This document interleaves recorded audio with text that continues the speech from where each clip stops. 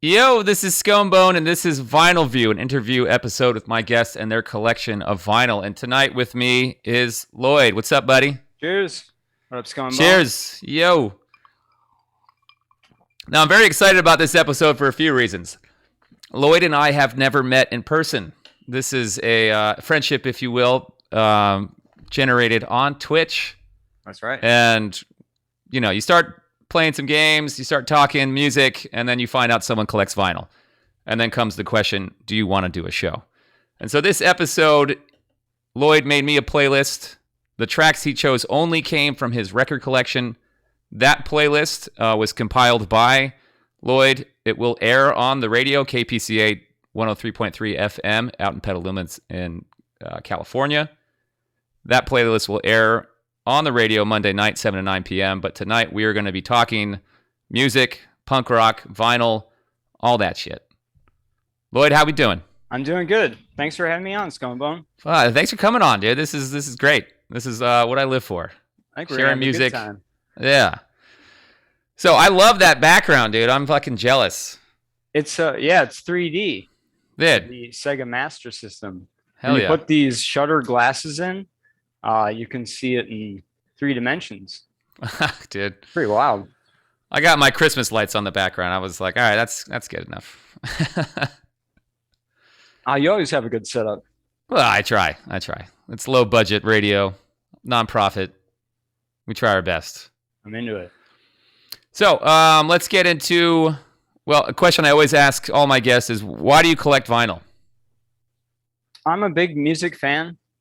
I like mainly underground music, a lot of punk stuff, a lot of hardcore. And I also like a lot of the stuff from the 80s, I guess. And a lot of that stuff's on vinyl, and it looks great. It's fun to collect. I'm not that big on the format. Like, it doesn't matter if it's tape or CD. If it's some fire tunes, I'll buy whatever it's trapped on. Yeah. But definitely, I like vinyl. I like getting up and flipping the 7-inch every 3 minutes, and it's fun. Do you ever make a choice to get vinyl over tape or CD? Sometimes I prefer cassette on certain underground punk stuff, because a lot of times they'll release it on cassette first, and then it will take off, and then a label will pick it up. So sometimes it's fun to have the OG cassette. Yeah, the self-released. Cool. Yeah, self-released before it anyone cared, I guess, or I think that's kind of cool. But I would rather have it on vinyl because it sounds better than cassette, I think. Sure. Yeah, and there's going to be a time where I think more things are going to be coming out on tape than ever before, with vinyl production being so backlogged. Yep. And it is a punk thing to do a DIY tape, because it's cheap and you can do it yourself. You don't need anyone to invest in your project, which is kind of cool. So this is a vinyl only episode, but I do allow cassettes because I think they still play the same kind of function. How you listen to it is very different than how you listen to things digitally. I only have a tape player in my truck, so that's the only way I can listen to tapes, which is great when I pick up, old school shit.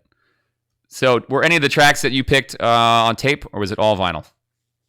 So I did 2 playlists for you. The first one had a bunch of cassette tracks, but then I kind of learned more about the show and I trimmed it up to just vinyl. But then I put some of my musical projects in the mix, and those are all only on cassette, or some are unreleased, going to be on cassette. Yeah. But those are the only, just my stuff is on. Everything else is vinyl. I got it right next to me. Nice. All right, well, so let's start with what you picked. The first track, I really liked how you started the playlist. You didn't go 100% punk. That's true. So what was the first track? So the first track is Garland Jeffries. This is kind of like a traditional kind of guy from the 70s, but he does Wild on the Streets or Wild in these Streets, and that was covered by the Circle Jerks. And I guess a lot of people don't know that that's a cover. So I thought that song was familiar, and I couldn't remember if it was the Garland Jeffries or Circle Jerks. Circle Jerks covered it, and they made a lot. Well, I don't know. This dude, you can pick this up pretty much at any record store for $1. Yeah. I think he caught on. And it has an awesome music video. Haven't If watched you ever get a chance, it's really 70s, and it's got like cool kind of psychedelic the video like traces. It does cool. I don't know. It's a good vibe. Yeah. Yeah. So I saw that, I think, because when I kind of researched everything, so I had an idea.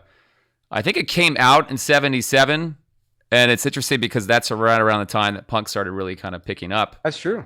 And, you know, that song is kind of a precursor to what was to come, getting wild in the street, punk rockers. Mm-hmm. Yeah, it makes you feel a certain way, too, like kind of like getting amped up. Yeah, definitely. That's kind of why I put it first, I guess. And we got some shout outs from Smell of Sue, Treveet. Cheers, everybody. Yeah, thanks for watching. Appreciate it. And so what did you follow up with? What was it next? I think I did Suicidal Supermarket Trolleys. Yeah. And this 7-inch. Yeah, it's in 7-inch. The 7-inch is harder to find. It was also on, they had like a collection LP. But this is the one you want to, I don't know, collect, I guess. Why? I guess it's just rare. I don't know. Yeah. It's cool because it's a split with Public Nuisance. Okay. And they're kind of like another drunk punk band from the same era that I guess nice is cool. I mean, yeah, that artwork's really neat. You know, hell yeah. This is really nothing. Kind of like a punk rock Ratfink. Yeah. Yeah. But yeah, like you said, if you wanna get up every 3 minutes to flip the sides, yeah, that's the one to have. Yeah, that's what's up. I got all the things. Got nice. All the liner notes and things. Hell yeah. But yeah, I think that's the thing. I mean, I try to find research, and I don't get much other than year and location. But it's the liner notes in the records that will tell you everything about the band, especially these later re-releases. Mm-hmm. Play loud. That's always a good hell yeah thing to take into account when playing. But this is something we always used to listen to when we were partying. Is definitely play Beer by Suicidal Supermarket Trolleys. It gets the beer flowing. Hell yeah. Yeah, and your tracks that you picked the past 40 years, more or less, all across, the world. Mm-hmm. I think you got something from Ecuador in there later on. Yeah, a lot from Scandinavia. Yep. Well, I'm really into Finnish punk. Yeah. And Swedish, I guess. But all of my pet rats I've named after Finnish bands. Okay. So it's kind of. What are the rat names? Right now, I've got Parati and Musta Parati. Nice. Yep. So I don't know. I always get into it's just got a great vibe. I'm really into Finnish and French music. A lot of times I don't want to listen to English, just lyrics, because I don't want to. I don't know. It's always like fuck the system, and yeah. I just want to hear some other language say fuck the system, I guess. It's like I don't know what they're saying, but I'm sure they're saying fuck the system. Oh yeah, for sure. They all. I mean, what else is there to say? Well, that's what it comes down to, right? I mean, you could say pretty much the same thing everybody's been saying the past 40 years, but how does it sound? That's true. Does it have that sound, right? Does it hook you in? Does it? Yeah. But I mean, I it's do in like French. the progressive lyrics and stuff. I definitely think that's important too. But I get sick of just hearing stuff in English. So when you find some underground shit from yeah. France from the 80s that was punk rock, you're like, yeah, that's great. That's my jam. Yeah. All right, then you followed it up with the Partisans. Partisans. All right, I think this is possibly the best punk song ever written. Killing Machine. I've covered it a bunch in my bands and stuff, but this is a reissue, which is a bummer, and I really should upgrade to a first pressing. How much does that cost? Not much, like $20. Oh, that's not bad. Yeah, Shit. but I mean, I picked this up for nothing, but I should, since I like the band so much, I probably should upgrade someday. But yeah, the hook on this song, the Killing Machine. Yeah. So dope. Fuck yeah. But and I just wanted to say, if you're watching via Twitch, if you go to sconebone.com/vinylview, there you can find his playlist. I have already compiled everything together, recorded it for the radio. Well, recorded it for Mixcloud. The radio, I'm going to have to spend quite some time editing all the swear words out. Nice, hell yeah. But you can listen to his playlist at any point during this conversation. sconebone.com/vinylview. I do own their second EP, the first pressing. Nice. So, but yeah, someday I'll upgrade that and everything will be tucked away in its proper place. So is it a concern for you to have a first pressing versus a reissue? I don't want to say concern, but you're like, nah, I'd rather have the original. When I think it's the best, some of the best stuff, I definitely want to get, maybe I'll even have a player copy and then an OG, you know? Yeah, right. And working at Extreme Noise Records really helps, so I can just keep my eyes peeled, you know? Yeah. So you volunteer at a record shop in Minneapolis. Yep, Extreme Noise Records. I think it's one of the best record stores in the game. I've been to like Blackwater in Portland, and I've been to the one in New York. I don't remember the name of it, but it's another punk volunteer run record store that has it's good. But I think that Extreme Noise not only competes with those, maybe even exceeds. But I guess I'm biased because I've been going there for so long. And sure. I've met a lot of friends and had a lot of good times. It's a sanctuary. There. Yeah. I guess it's where I belong. So yeah, that's kind of a. What are the perks of volunteering there? Do you get first dibs? Oh yeah. For sure, dibs, 10% off. But that's good. Yeah, it's good. You don't have to pay tax. Or, you have to pay tax, but yeah, you know what I mean. Yeah, I hear you. Yeah, you get the discounts. Yeah, you get 10%. Nice. But I do, especially when I'm buying something that's like $100 record. It's pretty dope. So what's the most you'd spend on a record? I'm pretty frugal. I'm like $30. I'm good.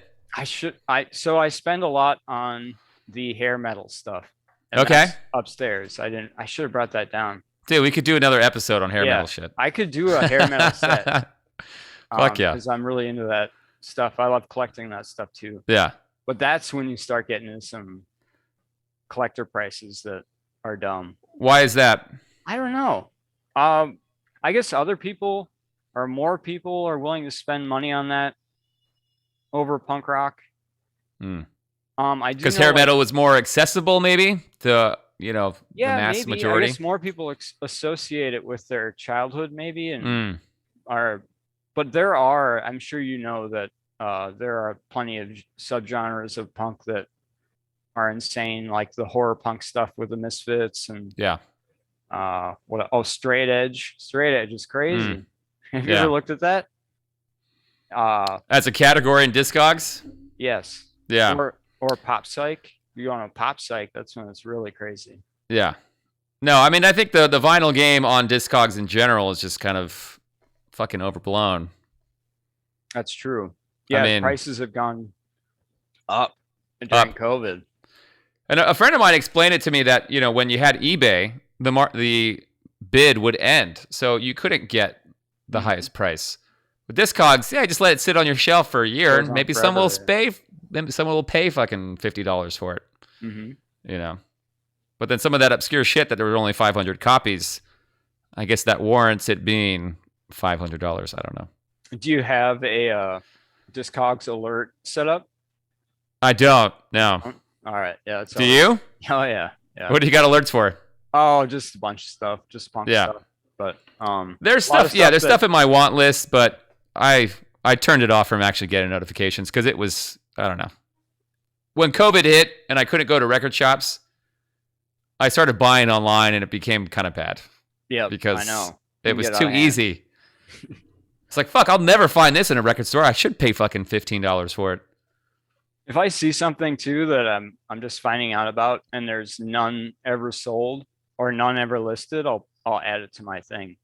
Because if it does pop up. Yeah, yeah. Yeah. And a lot of times it's like $5. So then Yeah. That's smart. Yeah. Because there's stuff that I play on my show that I'll see that's not on the marketplace. And I don't think most people care, but if it does pop yeah, up. that's a good technique. Yeah. So this is a good thing about what we're doing tonight. I mean, I know maybe a handful of the artists that you picked. So for me, I'm taking in a lot. I'm learning new shit. Anyone watching, I'm hoping is learning new stuff. So I appreciate you coming on. Let's keep doing it. All right. What do we Blitz. got here? Blitz. That's, I guess, my second favorite band. Second to Discharge? Yes. Yeah. Discharge my favorite. But yeah. So I remember I was playing Contra. That's when you popped on. And you're like, hey, you like punk rock and metal? I'm like, I do. And we talked about Blitz.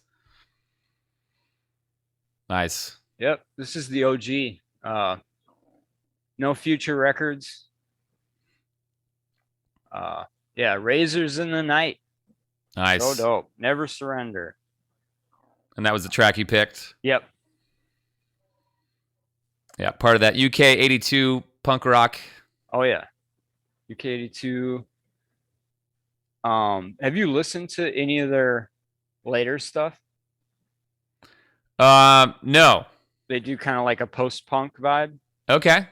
Check that out. I was gonna play some of that stuff, but I only have it on CD. Or I have Killing Dream. But I should have played some of that too, but I kept it old school with the punk oi stuff they did. Adam, thank you for the follow. I appreciate it. I also have, I just wanted to show it off, I guess. I have their another OG of theirs from. Oh, what's up, Cryptic? How we doing? We're talking some vinyl here. Got the Lloyd on. Lloyd! Here it is. Lloyd! Nice. Hell yeah. Kind of have a Clockwork Orange motif going on. There we go. But yeah, this is another OG. No. I'm wearing my Future Clockwork Records. Orange shirt. It works out. Oh, sick. Yeah. Oh, nice. But yeah, that's not what I played, but I've got this in the wings as well. Episode 2.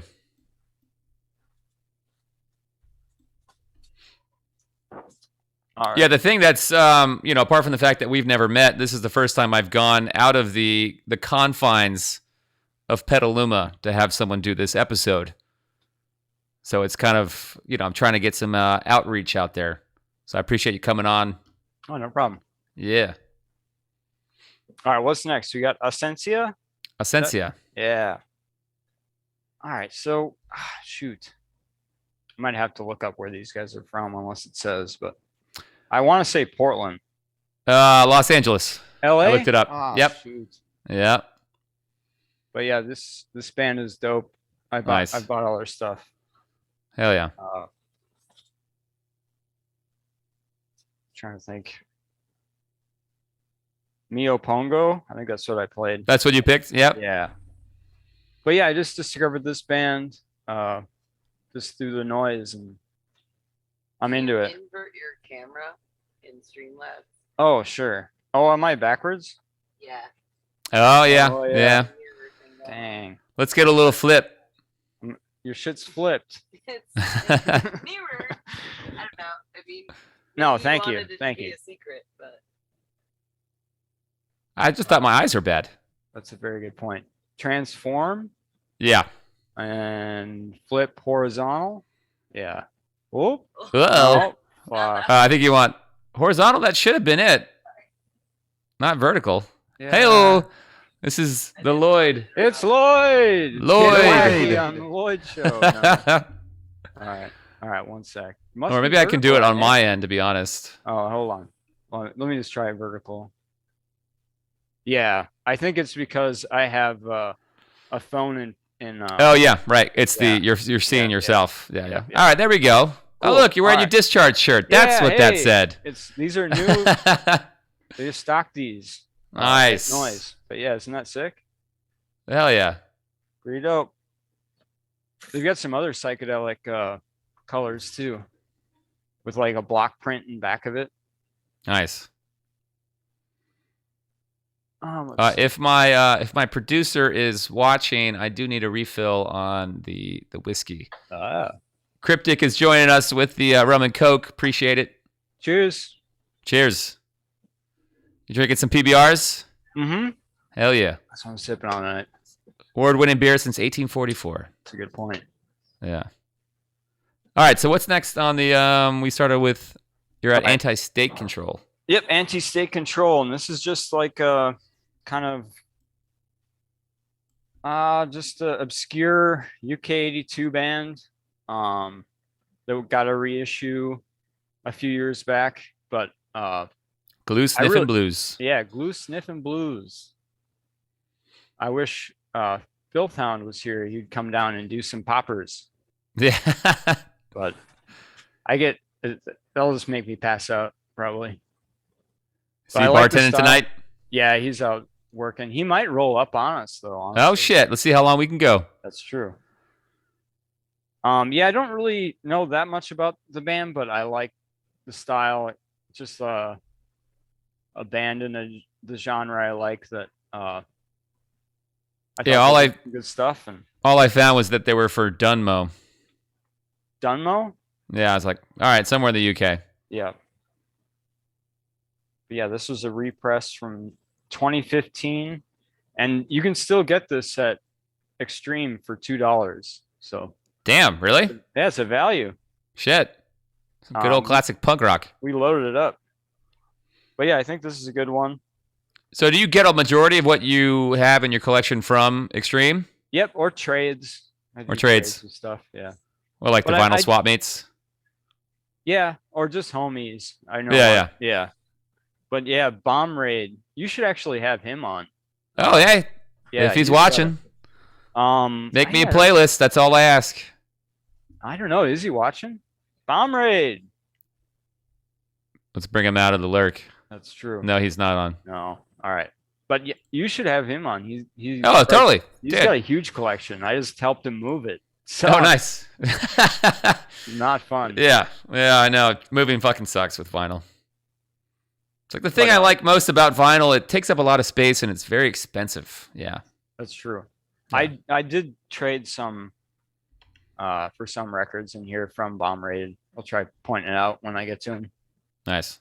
But yeah. Anyways, so with Bomb Raid, with I think Photon is another dude who's talked about it. All Lloyd did was make me a playlist, and you did a lot of legwork, and you got all the tracks for me, which is great because generally I do that by myself. You saved me a lot of time, which I appreciate. But anyone who has vinyl, make me a playlist, and then we can talk about doing a VinylView episode. Mm-hmm. That's right. Yeah. And that playlist will broadcast on the radio and will forever be on the internet waves. And at any point you want to listen to Lloyd's playlist, skullandbone.com/VinylView. His playlist is right there. And who wouldn't want to listen to Lloyd's playlist here? What are we up to? We did Lloyd! All right. Blue Sniffin' Blues. Discharge is up next. Your shirt. My boys. All right. I did a lot of people don't know that they did 77 style punk before they did D-Beat. And this is before Cal joined the band. So for anyone who doesn't know what that means, what does that mean? So UK D-Beat Masters Discharge. If you go to any underground punk show, probably about a quarter of the audience will be wearing their t-shirt. I'm not saying because I am. Because you're still underground. No, that's not it. I'm a poser. But let's see. Yeah, this is Discharge Crew. demo, and this was Yeah. never released on vinyl until not that long ago. Yeah. Let's see. So Cal, which was the singer of Discharge after these demos, he was the singer from about all right, this is gonna probably from like 80 to like 01 maybe. You're gonna have to Discogs to figure out what the exact, but anyway, they kind of started the genre D beat, which is like a very specific drum beat that a lot of people say the what's that other band? GBH. No, not GBH. Shoot. Well, It'll come to you. yeah, it'll come to me. Anyway, they used 3 in the morning. Yeah, they used to do a Sex Pistols inspired type of punk, and that's what this is, and that's what you're gonna hear. The song Pigs, and not the first version of Pigs. Let's see. Oh yeah, that's on side A. We're gonna play the song Pigs alternative version where the guy's using a phaser. It's even better. Yeah. Nice. But anyway, I used to cover Pigs in Nose Ring, and I used a phaser, and I got a lot of compliments on that one. Yeah.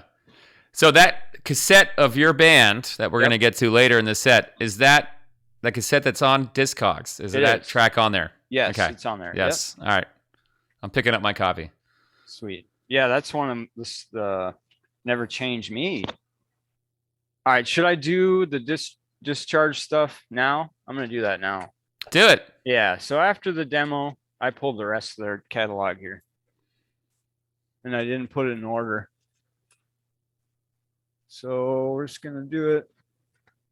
Grab them. Yep, I'm grabbing them. Oh, let's disclose. All right, here we go.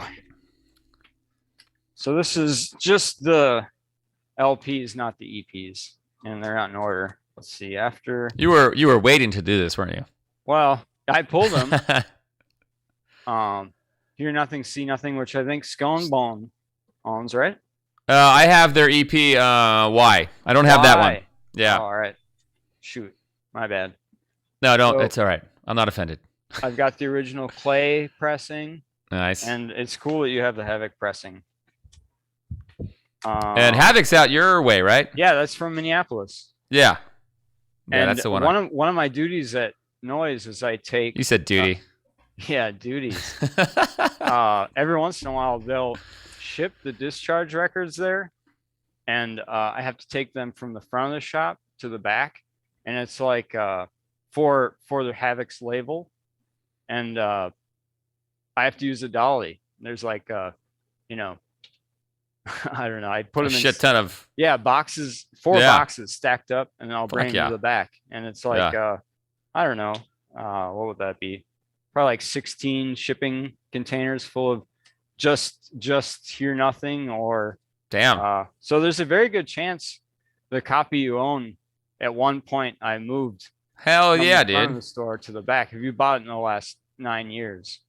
So, and if it came on, I did. Yeah. All right. Yeah. Yeah. Good chance that I scooted that back there for you. Well, I bought that in a record shop in Santa Rosa, which is about a half hour north. So somehow it made its way here. Dope. Yeah, he does distribution and stuff. Yeah. Felix. After that, what are we doing? I believe I'm not going to show. I play another track from them later on, but then I've got these maxi LP or maxi EPs. The More I See, which Metallica covered. You remember that? And I've got the other one here. These originals. What album is the Metallica cover on? The More I See. The more I see, the less I tend to believe. What album is that on? The More I See. No, but the Metallica cover. Oh, Garage Incorporated. Oh, okay, got it. Okay. They do 2 Discharge covers on that. Oh shit. Record. Yeah. Which is because that had a bunch of covers on it. Yep. Because they did Diamond Head and a bunch of other guys. Yep, that Diamond Head cover slaps too. Dude, fuck yeah. Let's see. I've got just this comp. Never Again, but that's on clay, which is dope.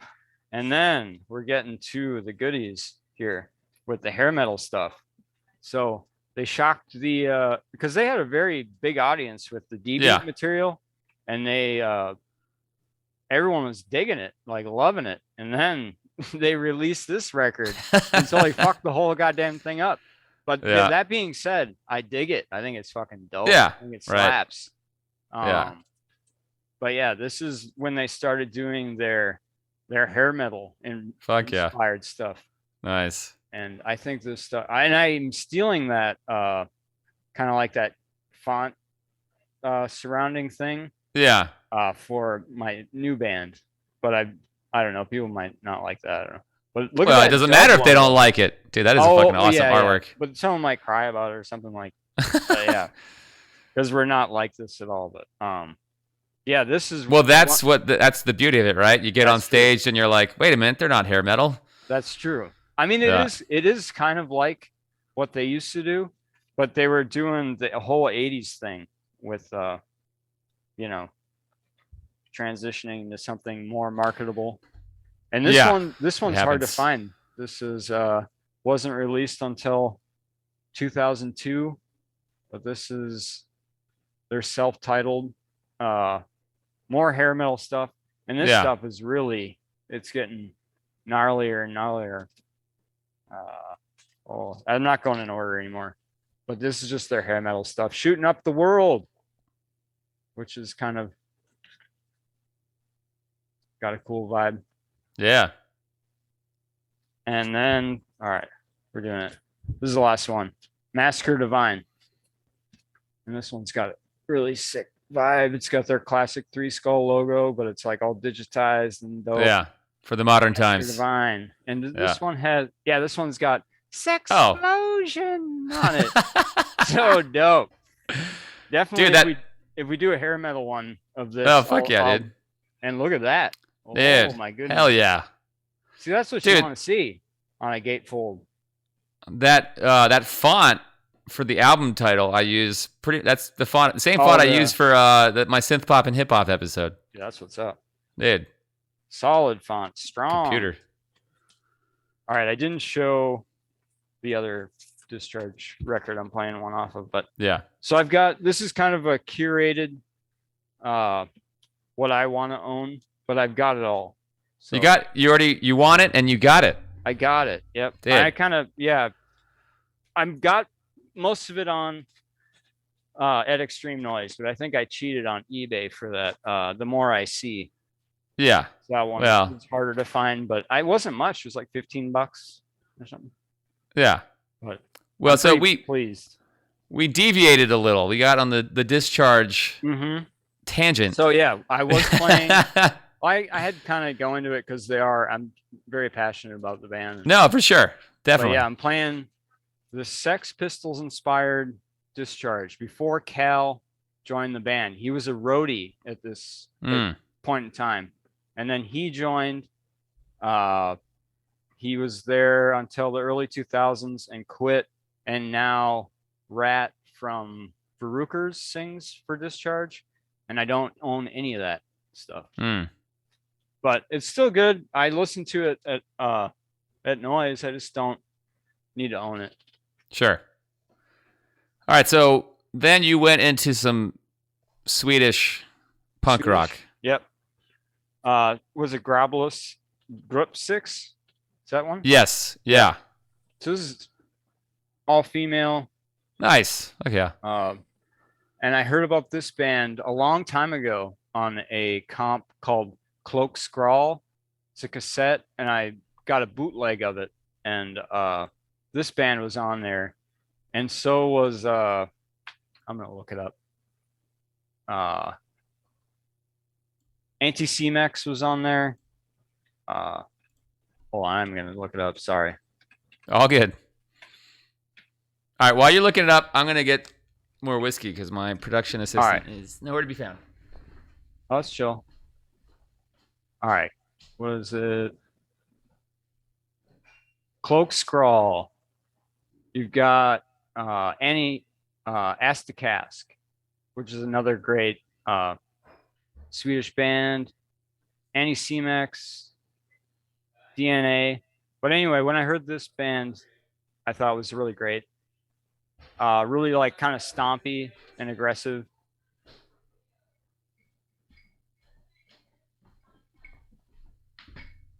All right, All right, I got my whiskey. I'm back.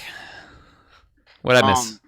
I was just saying the Ask the Cast was also on that cassette, and Anti-Semex, I guess. Both really great bands, and then this is the first time hearing all these, so this is kind of one of the sleeper hits that not too many people know about. Nice. And this was released, I don't know, like 5 years ago, and I was at Faith Void Records in Toronto, and I saw this there, but I didn't want to travel with any records back home. So when I got home, I looked it up to see if I could find a copy, and their copy was for sale. So I ended up getting it from Faith Void Records, which is pretty dope place. Nice. Well, shout out to Filth. He just popped on. Filthy? Filth. Nice. Yo. Is And he at work Photon. still? I don't know. He might have us on. He Lloyd! might be lurking. Lloyd. And shout out to Photon, dude. Just make me a playlist, and we'll get going from there. And Filth wanted to do an episode too. That'd be dope. Hell yeah. All right, so what's where next? we at? Let's see, where we closed at? my thing. Filth just said, I took a shot at work. It's lit, baby. Come on. Hell yeah. Hell yeah. Cheers to the Lurkers lurkers. City. All right, so then we had some more. Oh, you got some Finnish. Finish stuff? All right. Yeah. So that's LP, Carantini, or however you say it. Carantini. Yep. And I had rats named after this band. Karen and Cheers, Tini. everybody. They were my quarantine rats. So they passed away during quarantine, but it was a good one. And you know what Carantini means in Finnish? No. Quarantine. I was going to say, it Oh, sounded wow. like quarantine. Carantini, quarantini. But yeah, I bought this Fuck. at a show. And I was pretty stoked to get it because these, what are they? Savart reissues of these rare, like ultra rare Finnish records are becoming more coveted. But Yeah. yeah, it's got a great style. It's a good record. It's chill. There's a lot of them on those Kill by Death series. The Swedish and the Finnish tend to be on there a lot. Green transparent, so it's kind of collectible. Well, that green transparent works with the green screen right there. Yeah. But yeah, super dope. I suggest looking into this Savart for their reissues. They do a great job. Everything is nice cardstock, and the quality is always really good. Yeah. That's what's nice about the new, right? It's clean. That's true. But I would love to own the original. Original for sure. Yeah. And I think but some I of think these it's astrologically priced. I think it's in the $1,000. fuck range. that. Yeah, no. I'm not that rich. Yeah, but other people have Nowhere caught near. on. And if you're into Finnish punk, I'd say Carantini is definitely worth checking out. Nice. All right, what Yeah, do we some got of on- these, some of the things you picked, I mean, I think they had put out a 45 or two, and then they had a bunch of unreleased stuff. Mhm. And then, 20, 30 years later, someone comes around and says, let's release it all, which you Yep. wouldn't get, so it's nice to have that kind of reissue. Yeah, when we get to the Wretched LP, that's definitely the case there. Yeah. Which one was Wretched? Towards the end, there was a few in there. It was like the Protex, the one we're gonna get the second to Protex. last. That was one that wasn't released till 2010. I think all of that stuff was unreleased. Was that band on your radar, Stonebone? No, well, it is now. Shit. Oh, Yeah, good stuff, huh? it's great stuff on this playlist. Oh, dude, did you listen to the "Don't Ring Me Up" by them? No, did not. Bruh. That's the one that slaps. I see people wearing "Don't Ring Me Up" T-shirts. because that shit. sounds so good. Yeah. Yeah. I was tempted to play that, but I'm like, I feel like most people have heard that one. But Well, you never know. you know? yeah.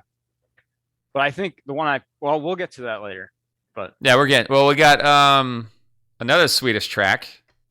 This is a demo from 80. Kitchen and the Plastic Spoons. Kitchen and the Plastic Spoons. So this was put on my record by that Killed by Death comp. Yeah. Death Rock comp, I mean. And then I found the original, or I guess the reissue, but I found their LP. Oh man, I screwed this up with a Discharge. One sec here. So, here we go. All right. Yeah. Kitchen and the Plastic Spoons. Yeah. This is like a death rock band. That's pretty great. It's got a pretty good, like, that'd be like synthesizer or keyboard. Kind of haunting sounding. And so if you want to listen to his tracks, you can go to sconebone.com/VinylView. Right underneath, you can see the playlist that I've compiled of the tracks that he picked. So you can listen to these at any time you want. So yeah, really, really underground, dark, kind of like horror punk. Yeah. And this reissue is on Dark Entries, which also does a really great job on their stuff. 2013. But yeah, that was a good scoop. I actually bought this from a radio DJ. Nice. So, some cool Holy dudes, Stench. those radio Yeah. DJs. So yeah, I'm pretty excited I got this, and there's a lot more good material on here to get into if you like that track.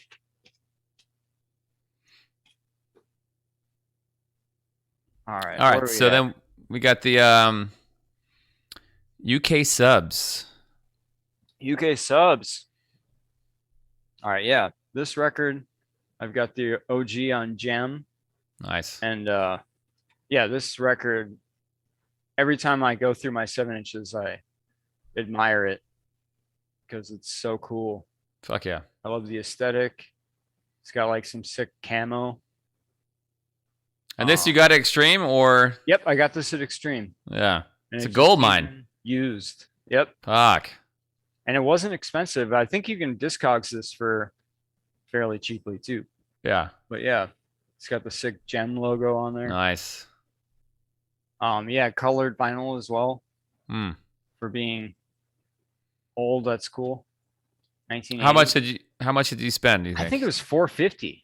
Fuck, dude. This band has a lot of material though. Yeah, So hell yeah. I'm not sure how many people actually collect this band, but I'm sure there are lots, but I don't think that they're all that hyped. But I feel like for me, this is perfect. This is Yeah. awesome. Yeah, super dope. And the song is so good too. Like the way that it's like, warhead, warhead, warhead at the end. Just Yeah. like fucking, oh man, it gets me going. Fuck yeah. Who killed Spiky Jacket? Are they on your radar? They should be. Oh, they're like a New York punky band, Yeah. and they cover Warhead, but they do they say glue head. Yeah. Glue, you know, which is very punk. That band is pretty sick too. But that's I don't know. Definitely Tons of worth- music out there. Yeah, but yeah, check out UK Subs has got just like so much material to dig through. So if you got a bunch of hours to kill, you can YouTube UK Subs all day if you want, really. Yeah, for days. Yeah, pretty much, man. They got a bunch. But definitely my favorite is Warhead. Yeah. And then we got Civil Disobedience. Oh man, this is a good one. At a Saginaw. Yep. Oh, actually, well, that is true, Well- but they moved to Minneapolis. Oh, okay. Nice. Yeah. So in the 90s, they moved here and then put out an LP and then split up. But I feel like this is some of, as far as like this whole Havoc Records and Profane Existence, I think this is a highlight, like a must own from that era. Yeah. And this won't cost you much at all, but like a couple bucks probably. You probably even get old stock that's just sitting around of this. Well, I was gonna say, how long ago did you buy it? I mean, have those prices changed? Well, this is something that this is something I price often. So I'll put this out at 3 and it'll sit there for, a couple months. And it's often we have multiple copies of this. So this is not, it does have it is a regional, banger or whatever. So I don't know. There's lots of copies here. I don't know. So maybe it goes for more out in your neck of the woods if it floats through. But I mean, it probably will at some point. Yeah. If it floats through, but I mean, it probably will at some point. Yeah. If it floats through, but buddy's name is Madness, and he likes that. So Phil said that you only listen to late Discharge. He says you don't listen to early Discharge. Well, I've listened to early Discharge too much. I got to listen to nothing but the demos and the hair metal stuff. But I do listen to. We used to go to the Triple Rock before that closed down, and they had a CD jukebox, and they had YN Hear Nothing in there. And we'd play the entire thing. Fuck yeah. Yeah, it was dope. And Filth, my sound alerts are off, so the loser's sound alert did not play. Oh. He redeemed his Sconebone pile. Hell yeah. All right, so then let's see what we got after that. Well, you got the records in your hand. What do we got? All right, hold on. It's a massive stack, dude. We're talking almost 40 records. That's true. Are we making good time? Oh, we got as long as you got, man. I'm good. I got it. All right. I pulled up Discogs and it screwed up my scenario here. Oh shit. Hold on, I can get back in the mix. All right, so we were on Civil Dis. So Dead Wretched. All right, yeah. All right. Did I call it the Wretched earlier? No hope for you. No hope for the wretched. No hope for you. No hope for you. No hope for the wretched. All right, here it is. This is really cool. It just came out. And this is one that really has no material out there.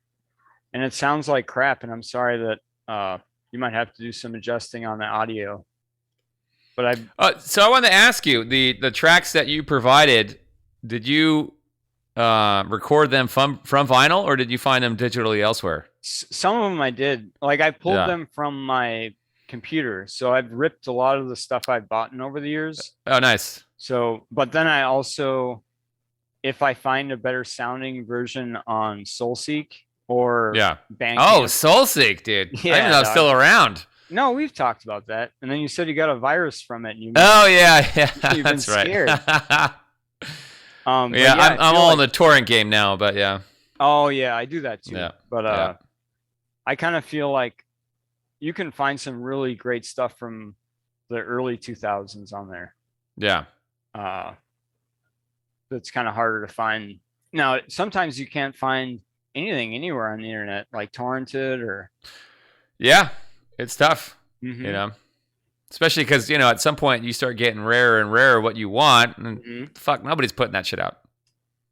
No, I kind of feel like I need to back my stuff up too, just so someone could find it later if they want to check it out. But yeah. Got to back up your shit. That's true. Someday. But yeah, check us work. Out.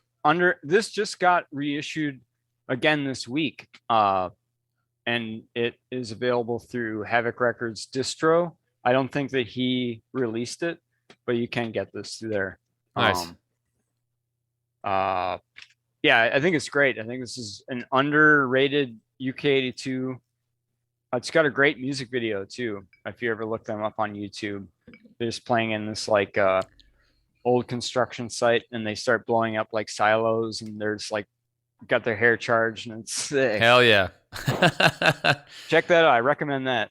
Well, I'm gonna start finding the videos of all the tracks and do my little video promo shit on Instagram for this. So I'll look it up. Look that up. But it's not that No Hope for the Wretched song. It's a different one. Oh, all right. It'll all right. probably be the first thing that pops Yeah. up. But yeah.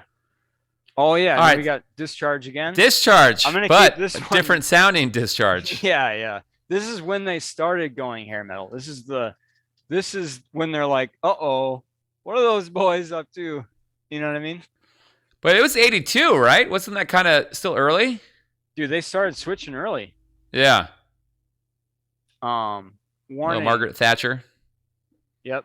Warning, Her Majesty's service seriously damages your health. Yeah. And this record looks awesome. This is one I traded a couple Disclosed records to Bomb Raid for. And he's like, I don't even want it. And I'm like, It's too hair metal. Yeah. Well, I mean, it's like half and half. Like the song I played isn't even, over the top. Right. But yeah, I'm stoked to have this in the collection. It's clay, which is dope. All about the clay. Dude, I am. It's sick. They have great cardstock, great printing. Good quality. I want to get it all, honestly. But there's some crap in the catalog like everyone else, but There's always going to be shit. yeah, check it out. This is when Discharge was changing their style, and I'm all about it. You're a fan. I'm a All big fan. from the demos to the hairs. That's true. And then you followed up with some French oi. Oi, oi, oi. I listened Oi. to this just like an hour or so ago.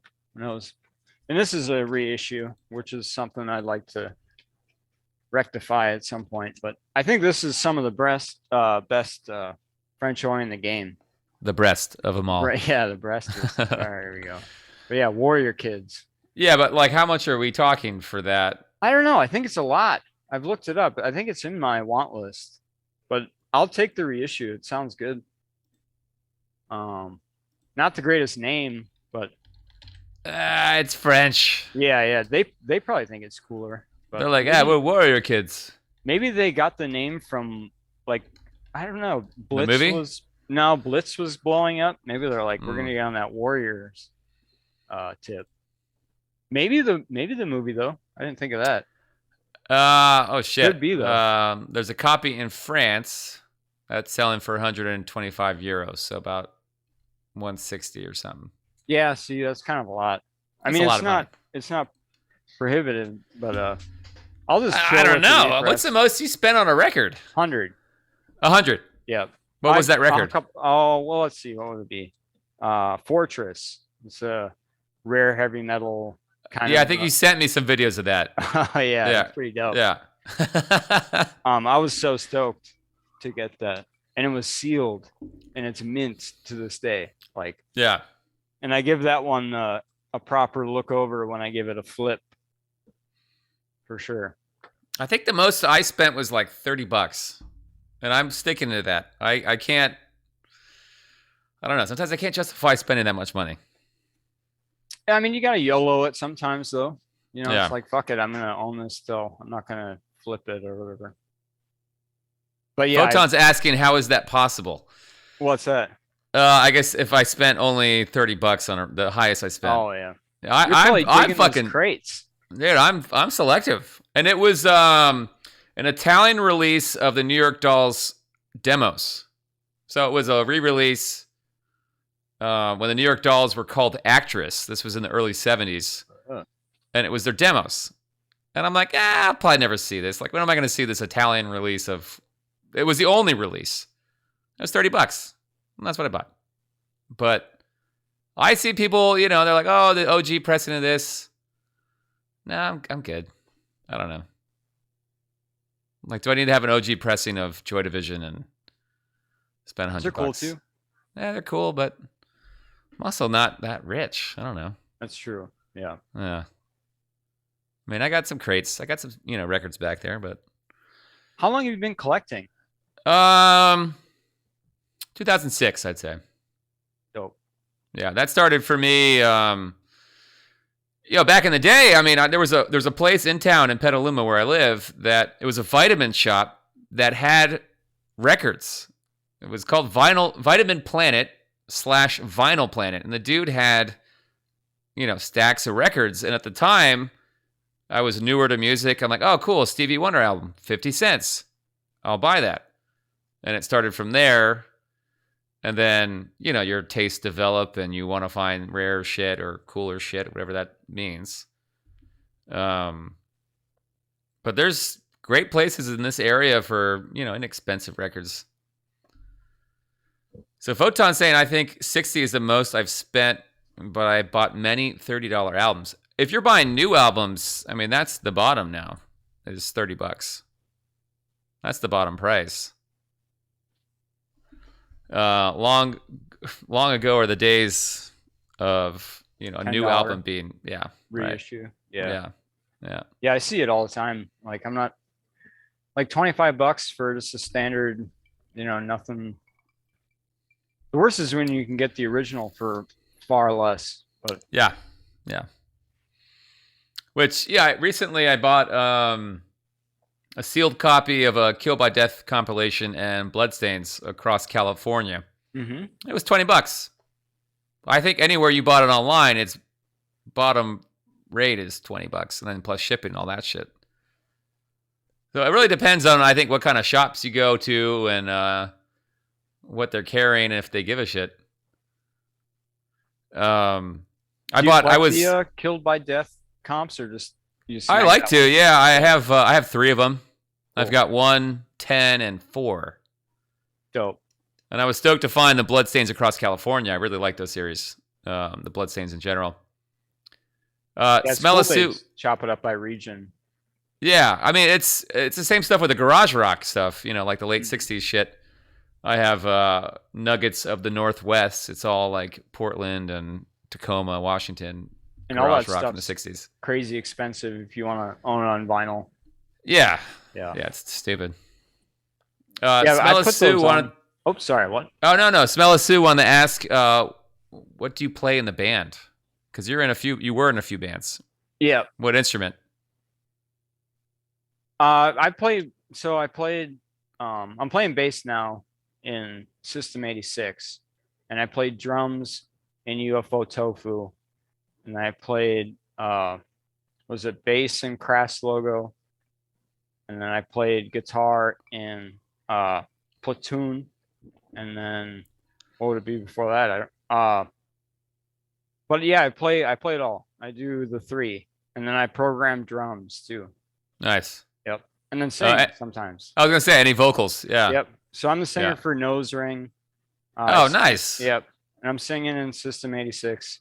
Yeah. And then I sang kind of like We Split It in Crass Logo. Yeah. Yeah. Yeah, we'll get to your Nose Ring track. I found this picture on Discogs. I was like, fuck yeah, dude. Oh, that's me and my boys, Kane and Bo. Yeah. It's a rare hatless appearance. Oh yeah, you're into the bucket hats, the Skull and Bone bucket hat. Yeah, I'm all about it. I put on the military one to kind of mix it up, but yeah, otherwise it's nothing but the Skull and Bone. Yeah, I gotta get you a bucket hat for being on here. All right. Yeah. You don't have to though. Nah, come on. I know. I was streaming and I was drunk. I'm like, I will buy you the hat. No big deal. Come on. No, it's chill. It's chill. We're good. We don't have to exchange. Nah, we're gonna kick it, and I got gladly, records dude. Gladly. to buy, What's that? I got $100 records to regret buying. Exactly. I'm happy to give you a hat. Come on. Well, cheers, man. Cheers. Oh, and Smell of Sue, she had a feeling you were in the rhythm section. That's true. I mean, I mainly play bass. Bass is what I'm best at. Smell is the bassist too. Oh, cool. Right on. Yeah. I love, I've got, maybe I'll bust it out here in a second, but. Oh, fuck yeah. Let's do it. I own the same bass, obviously, as Rainey from Discharge from the 80s. Dude, you are the ultimate fan. Yeah. And it's. Are they still touring? Yeah, but it's with a different singer, but Rainey's still in the band. He's the only original member.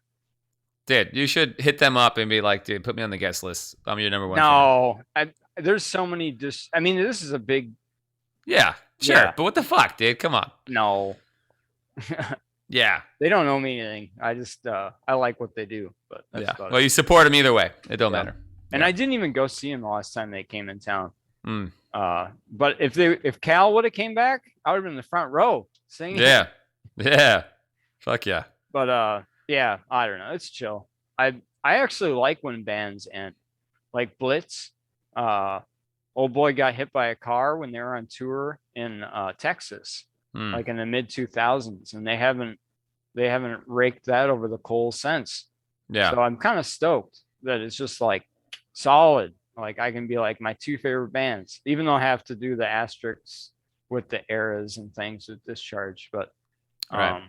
I do kind of get stoked on just Blitz being so great, so like raw in the beginning, and then they did awesome like post punk stuff that I still like as an adult. As an adult, but not as a kid. Well, that was a different yeah, time. I didn't really dig it when I was younger because I heard it and I'm like, what the fuck is this? But Yeah. then later, like, I don't know, what didn't take me to that long, but I was kind of more into like, crust, D beat, like a lot of people.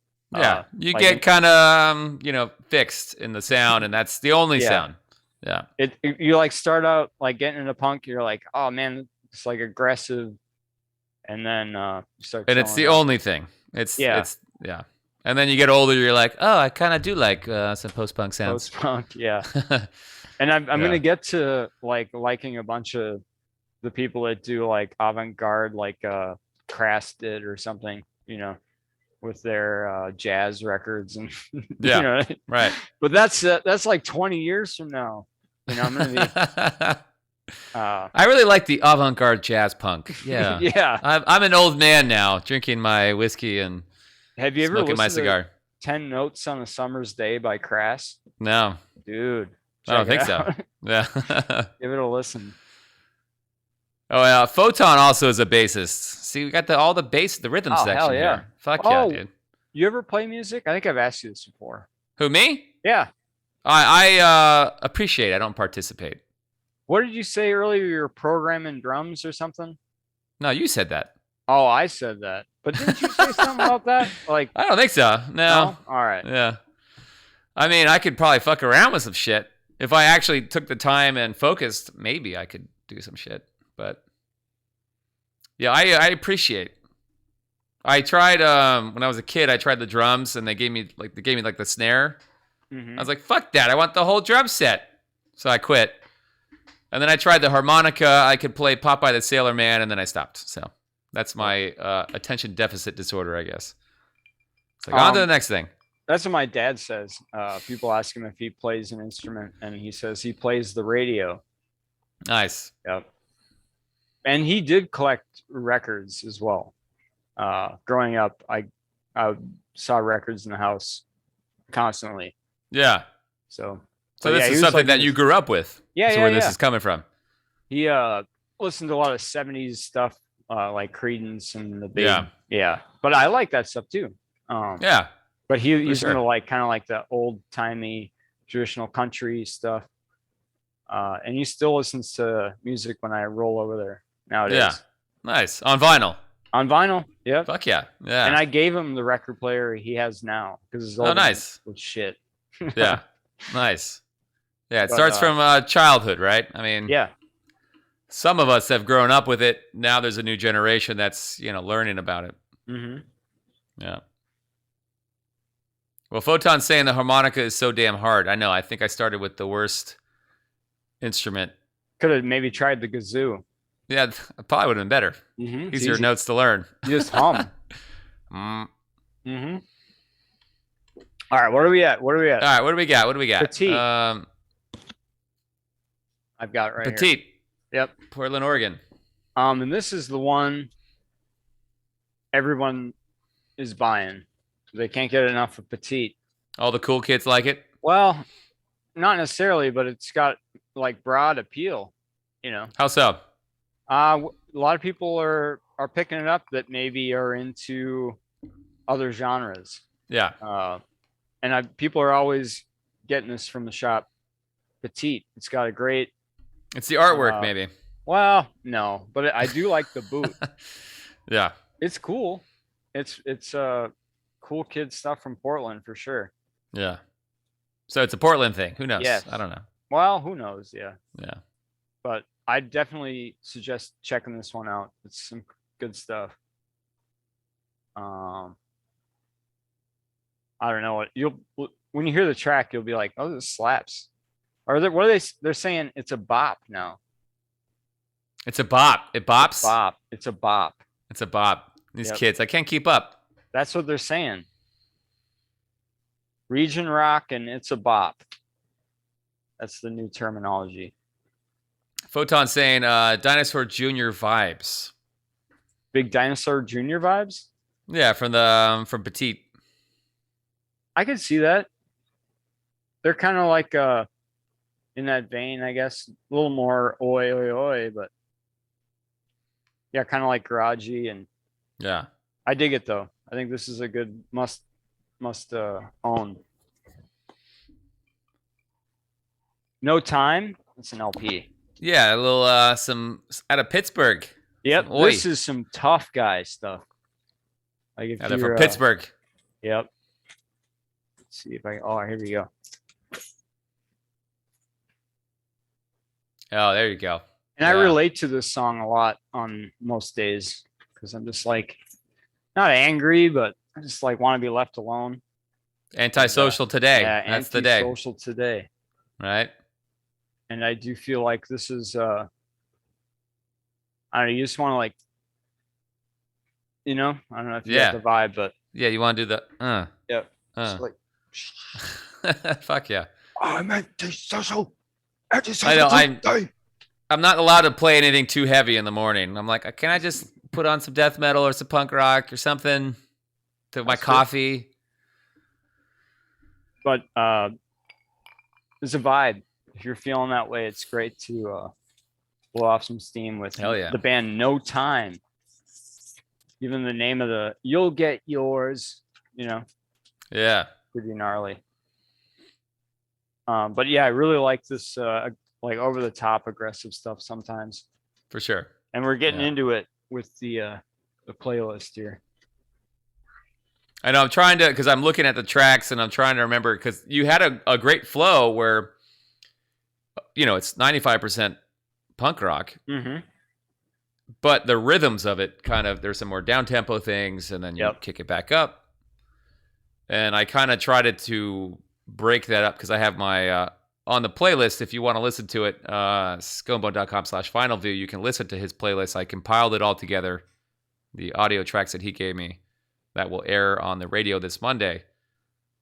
I have my set breaks where I come in and ID the songs, do the station ID, etc. But there's just a really nice rhythm, you know, with how you pick the tracks. Thank you. Yeah. Very enjoyable. I appreciate it. All right, so what do we got next? We got Chaos. And this was so we have a dollar bin at Extreme. And this was in the dollar bin, and every once in a while I'll roll through there and dude, that was in the dollar bin? Yeah. Did you Discogs it? I actually was thinking about doing that. I didn't. I'm gonna do it right now. 96 out of Ecuador, from what I read. Where did I put it? Oh, here it is. Here it is. I pulled it. Oh. Jeez. Everything's falling apart. I lost it, but I put it aside. All right, so I even left it in this like comic book thing it came in. It's like an old crusty. Nice. But I like a lot of bands called Chaos. Like there's who wouldn't? Good, yeah, Finnish one, and there's a bunch. Chaos UK. But yeah, I just love this. It's got all these weird like. I don't know. Dude, it's going for like $30 on Discogs. Oh, cool. Yeah. I didn't even know if it was available, but. Well, there's one, and that's probably why it's $30. Oh, okay. I do it in Australia. Go figure. Okay. But anyway, I usually give it a look and pull a couple things I find interesting.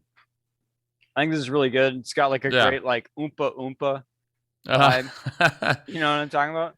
So when you're digging and you find something you don't know, do you judge a record by its cover, or what determines that you're going to buy it? Well, for you, this was chaos. I can kind of right? tell by the cardstock a lot of times. Okay.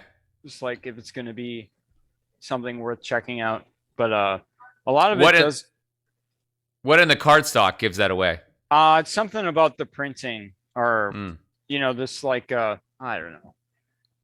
Like if I see something like this, I'm gonna be You're like, yeah, that's punk right. through and through. Yeah, I'm gonna check this out. And it's in Spanish. Yeah, for sure. Punkies. I'm like track 1. Yeah. And then I drop the needle and I'm like, this is dope. This is a good deal. Yeah. And if you $1, dude. Yeah, if you buy $5 bin records, it's $3. Oh fuck, dude. I need to come in this spot. Yeah, if you ever come up to Minneapolis, dude, fucking roll up on you. Dude, definitely. And that's the kind of place where I can tell already you've got so much good shit there that in the dollar bins, you've got amazing shit. Some gold. Dude. A lot of times, like, we'll get collections and maybe they're just like in poor condition. So you can get something amazing for $1 just because it's all scuffed up or, But that was the score on that day. One of my better ones. And then we got Nose Ring next. Oh, Nose Ring. Hell yeah. There it is. We kind of already talked about this, but yeah, I'm doing Never Change Me, which I think was one of our better tracks. But maybe I think we might have technically better material, but I just like that song. It's I don't know, it's just kind of how I feel often. I don't know. Yeah, what you were talking about earlier. You know, like the kind of antisocial today, never change me, fuck you. That's true. Yeah. Also, I don't know, just like people are always trying to just do their spiel on you, like especially, I don't know, there's a lot of conservatism like north of here. Yeah. And just like people are just nuts. And I don't know, I feel like I'm kind of like a pacifist, anarchist, like progressive type. Yeah. And it's like, you're not going to convince me of your like terrible bullshit, Yeah. And it's like always just dark and I don't know, pseudo racist bullshit. Yeah. Oh yeah. Dude, I mean, I'm in California and I'm north of San Francisco, and I'll tell you, it's no fucking different. Yeah. We've got that shit out here.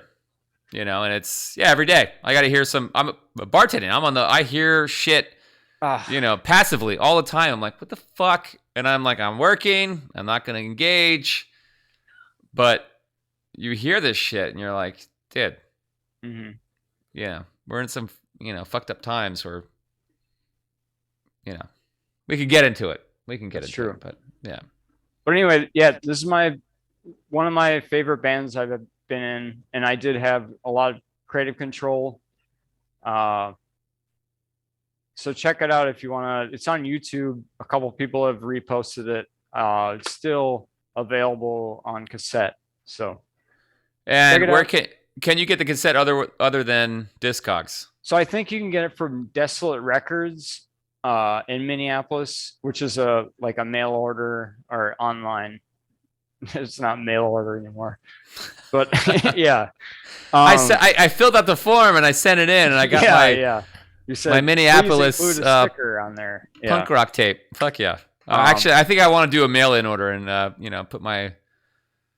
put a check in and see. And there was a distro in Portland that was also doing it, that I can't remember the name of right now. But if I think about it, or think of it all. Yeah, it'll come to you at 3 a.m. Yeah. But Nose Ring, dude. And if you want to listen to any of the tracks that he picked for this playlist, you can go to skumbone.com/VinylView. That playlist is there. 3 of your bands are in that playlist. Yep. Yeah. All right, let's do the next one here. Escorbuto. Escorbuto. They're from Spain, right? Spain. Yeah, I don't know specifically where, but I was on. pretty sure certain of that. Let me see here. Yes, But yeah, Smell Stew. We need this. We need the cassette. I'm on it. So there's a lot of bass players in the chat. Yeah. And I feel like this bass track when the needle drops is so dope. My here we go. production I assistant. passed- I need more whiskey. I Production passed it. assistant. Oh, there it is. There's not much to this one, but on the cover art, but Very simplistic. Yeah, looks good. yeah. Escorbuto, Anti-Todo. And it's kind of got that, like, those lines going. Nice. Which a lot of cool bands kind of have that style. Oh yeah. All the 80s bands. Yeah, that's true. But this is great punk rock. It's just hard as nails bass riffs. If you check it out. And I definitely suggest this is the album to start with. They've got quite a few LPs and they're all solid, but I think this is one of the better ones. And then what did I do? Historia Triste, which I believe first track on A. So you're gonna get right into it. Get it. Yep, hell yeah. This is a great reissue. And I think this is another prohibitive, costly record. Oh yeah. Let's take a look. Yeah, this shit. You got to go to the original. That was actually really hard for me to find. I had to actually start with. They don't even have it on Discogs. They have the EP, which was reissued in Italy in 2016, and that's going for $17. Yeah, that's probably what I own, I think. Well, but this is just 2 tracks. Oh, I see. It's the EP. I It's see. the- All right. yeah. They don't have. That's it on Discogs. Huh. So yeah, that shit's probably fucking money. Thank you, production assistant. Ow! What the fuck you hitting me for? Jesus. That's right. Smella Sue, as you see on the chat, is my lady Stella, Such a great who abuses Cheers. me and feeds me whiskey. So it's a give and take. Let's see. That's halfway. Do you want to take a quick break? I gotta. You gotta take a pish? Yeah. Yeah. We'll take a little break. All right. Sweet. We'll be right back. All right. BRB.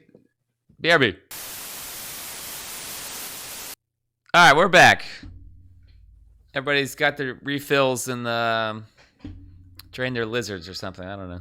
That's right. Cheers, All right. Funbone. Oh, cheers to Lloyd. We're halfway And done. Oh, wait, we're not half, or we're half. Oh, I'm having a good time, but I'm having a good time.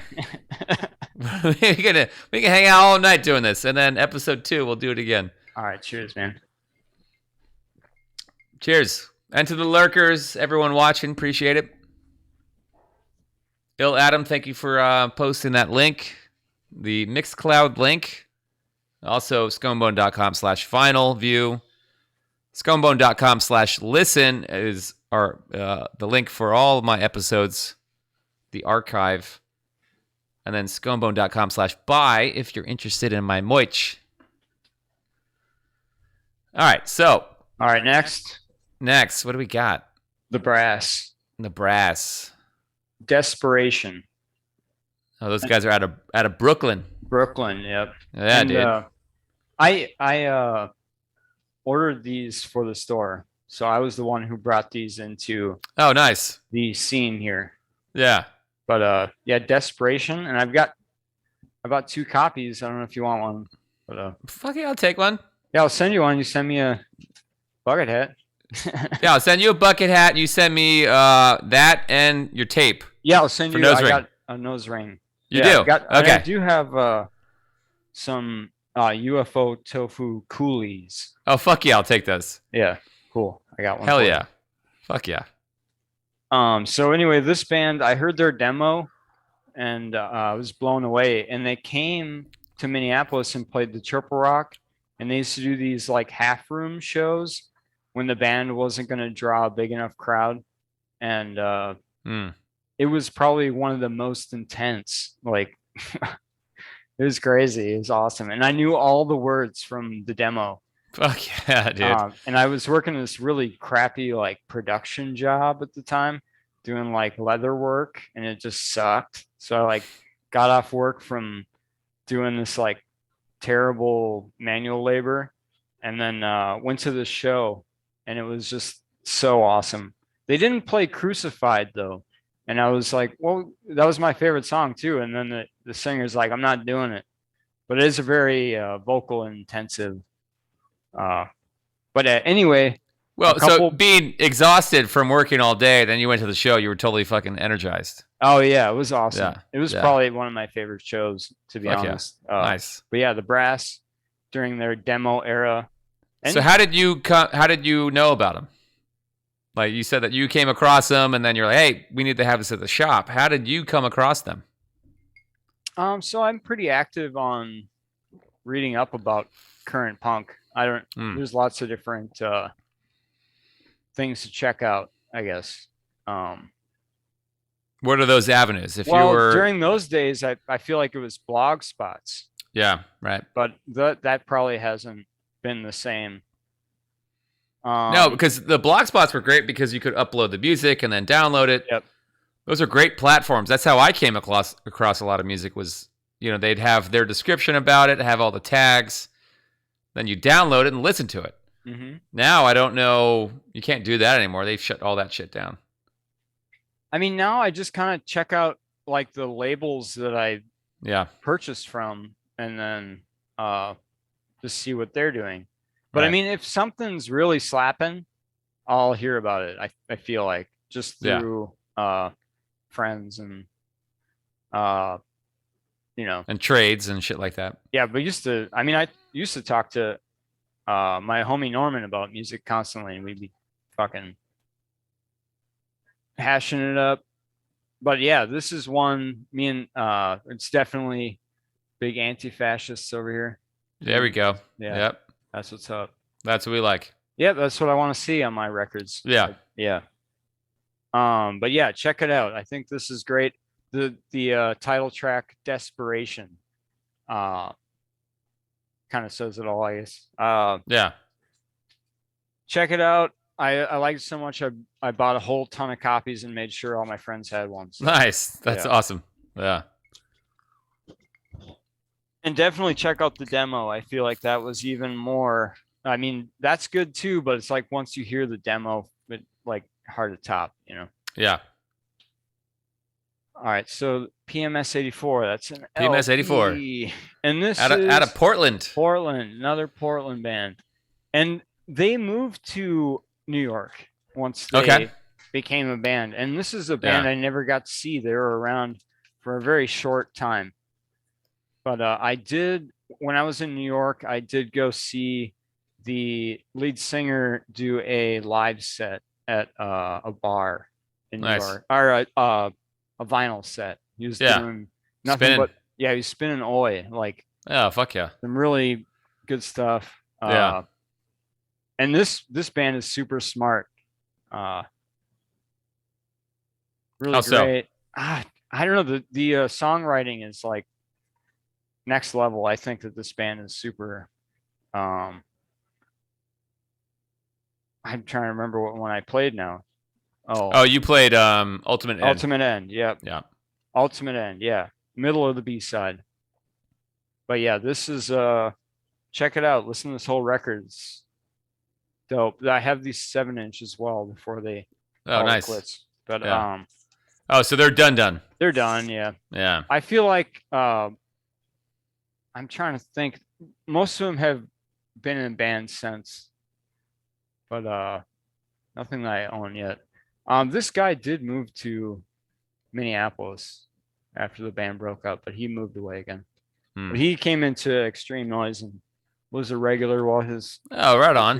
yeah. Yeah. But yeah, Fuck yeah. super dope. I was always like, man, your band was sick. You should- Yeah. or you should play in my band. Yeah, there you go. All right. And he wasn't about it. He's like, nah. He's like, nah, I'm gonna chill. That rock and roll lifestyle got to him. Well, no, I don't know. I feel like most of those dudes Yeah, I'm like straight kidding. edge. But yeah, anyway.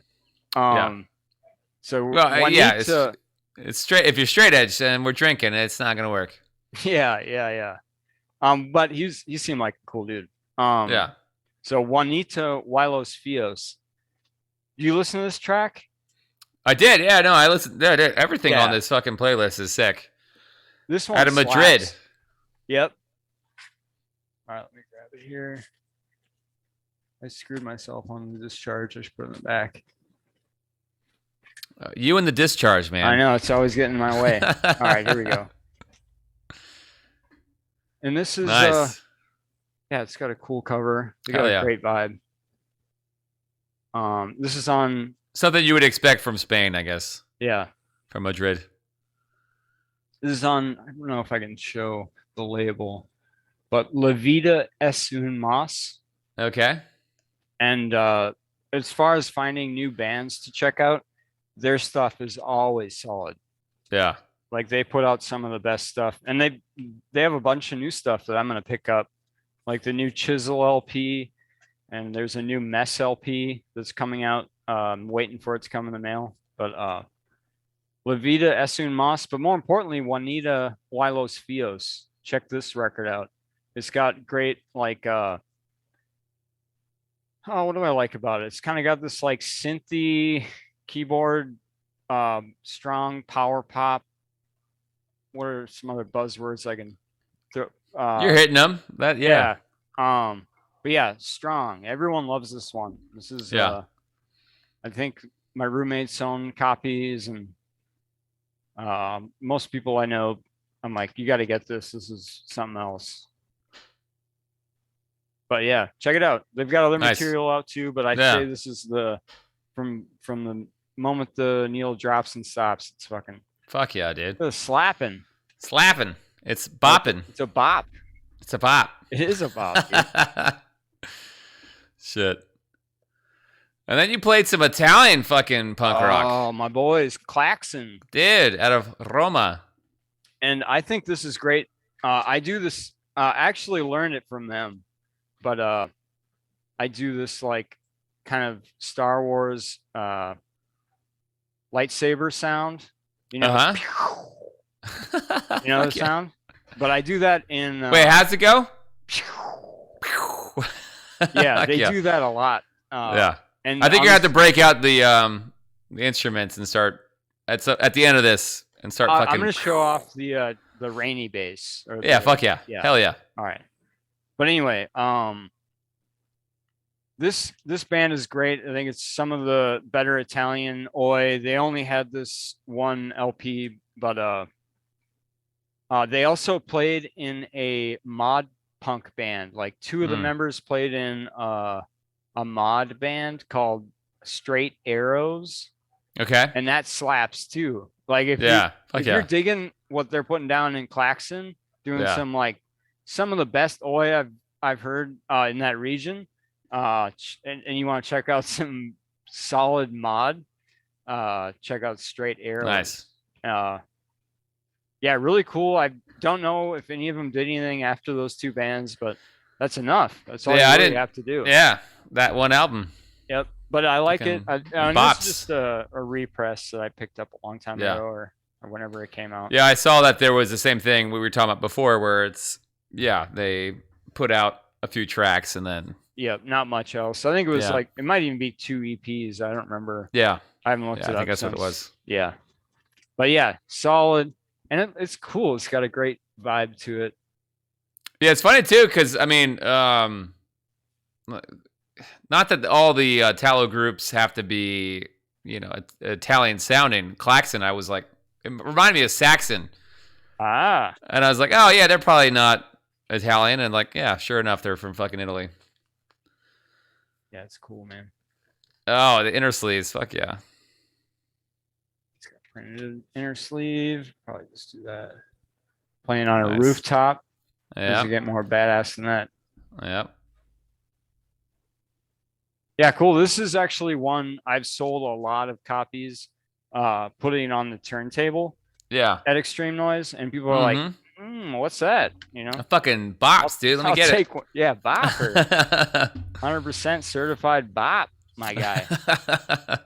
But yeah, they these are flip flopping on the turntable at Noise. when I'm there at least. But and so I've when sold you're quite a few. there, are you working the register and playing? You know, Yep. when you volunteer on Sundays, is that what you're doing?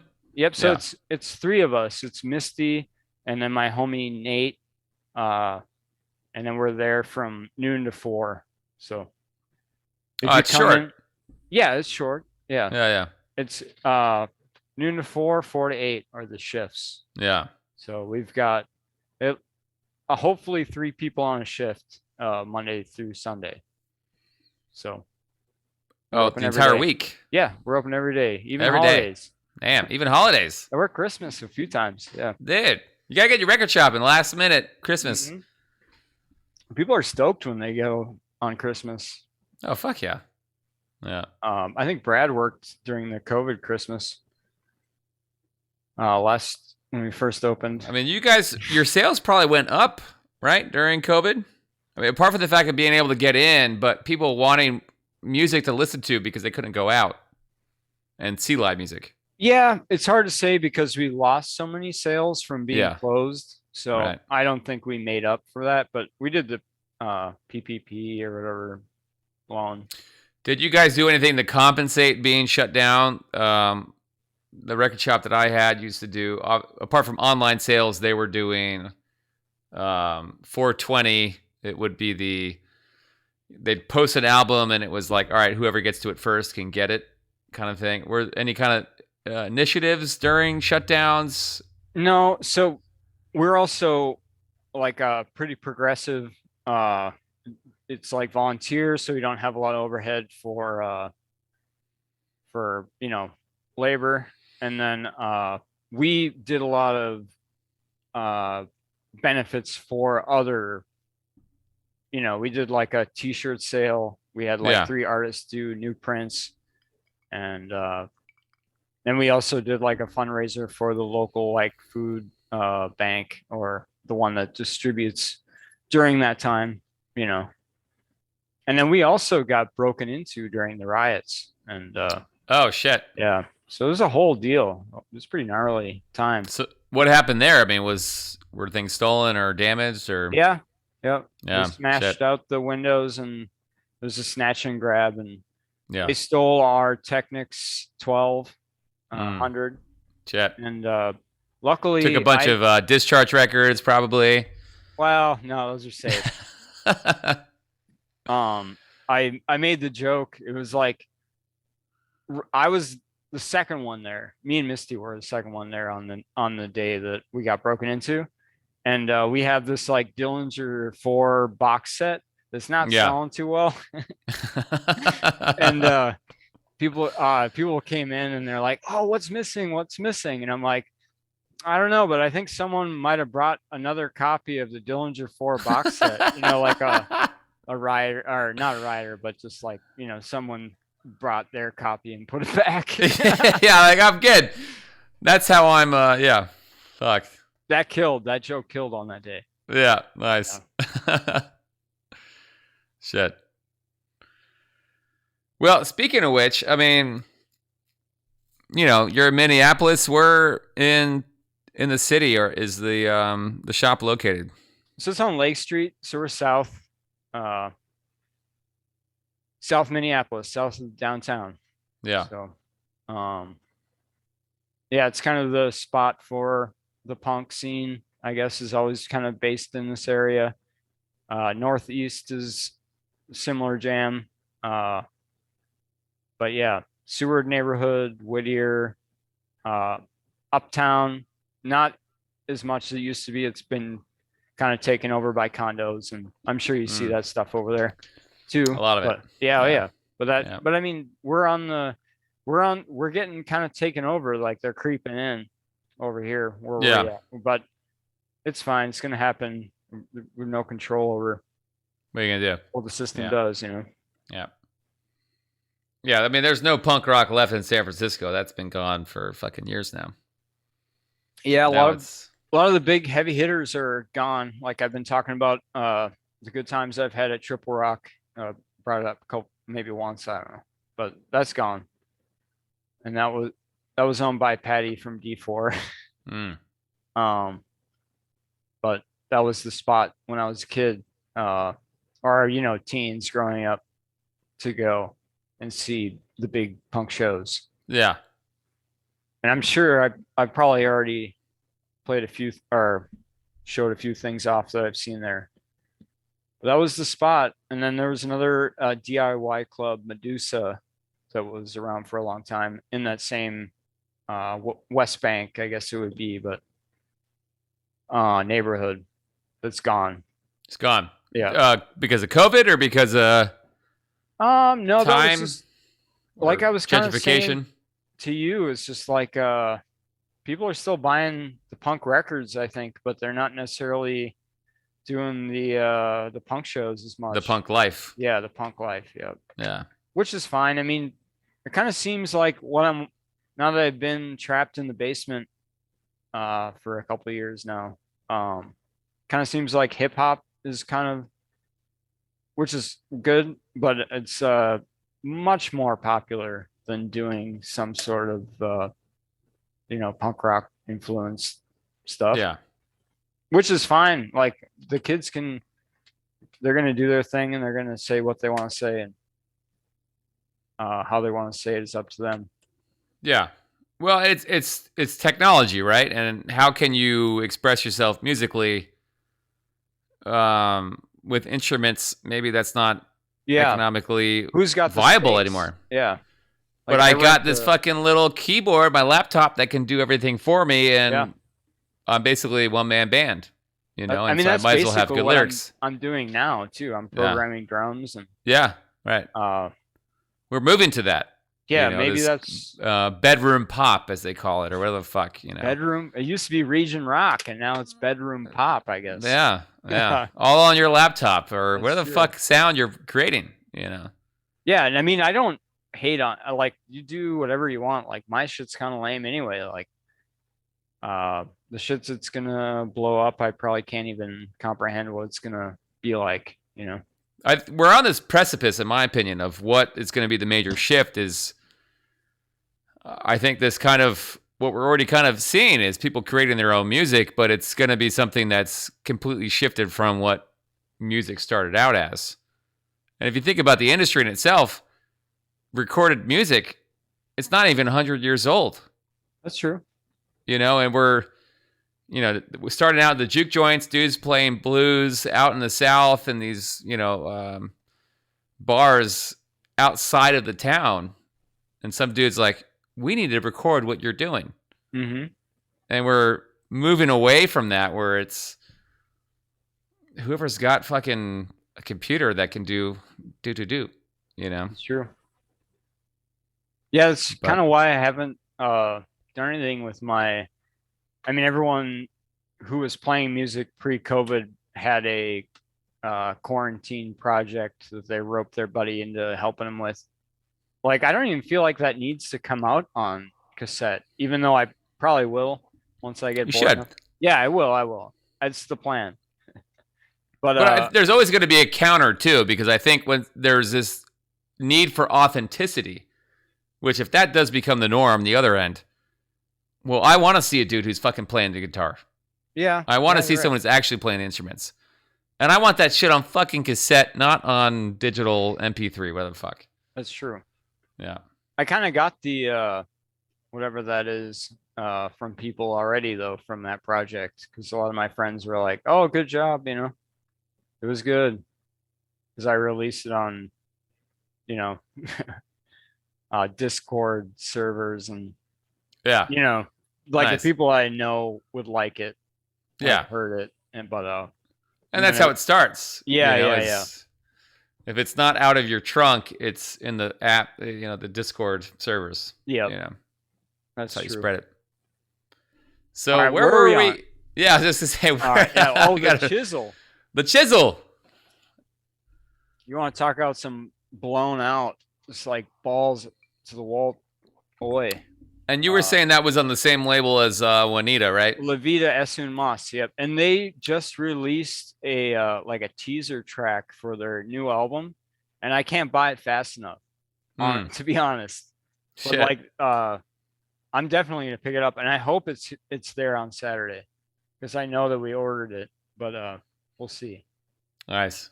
Yeah, it's just like super overblown, just like chanty. Trying to think what it reminds me of, but maybe Angelic Upstarts would be maybe their influence, but they're new, obviously. One of the bands I'll be following, see how they're, and I'm gonna definitely. Well, if we don't know Angelic Upstarts, what kind of? Shoot, it's just like super loud, blown out 3-chord oi with chanting, and the choruses are just like pounding nails, you know? Yeah. They're not the only band that's doing that style, but I think it's one of the better new, same on both sides, all different title. Yeah. The Chisel. Right. Yeah, the Chisel. Yeah. And this is kind of like a callback to the old, Hammer and Chisel anarchist type logo or whatever, which is, I think is cool. I think I was like, damn, I should have thought of that name. That's smart. What? So speaking of your current band, System 86. Yep. What is that referring to? What's the name? Oh, 86 the System, because now there it is. Now I'm doing the whole fuck the system, right? Fork and plate terminology all day. Yeah. It's like 86 the System, and I'm the stuff I'm writing now is I'm pretty.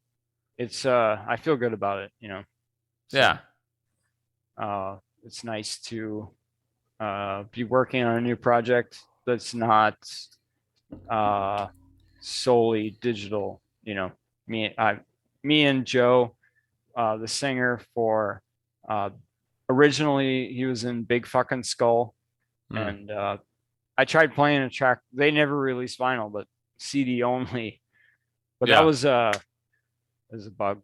I thought you were sound testing. No. I saw them growing up, and I thought they were really great. And then I had them come to St. Cloud a few times, and my band at the time, Bad Conduct, I think, maybe, was playing with them. We opened up for them a few times. How many bands have you been in? A lot. Man. Yeah, I've always been in a band. Yeah, that's awesome. Yeah. And Since how young? Since how young?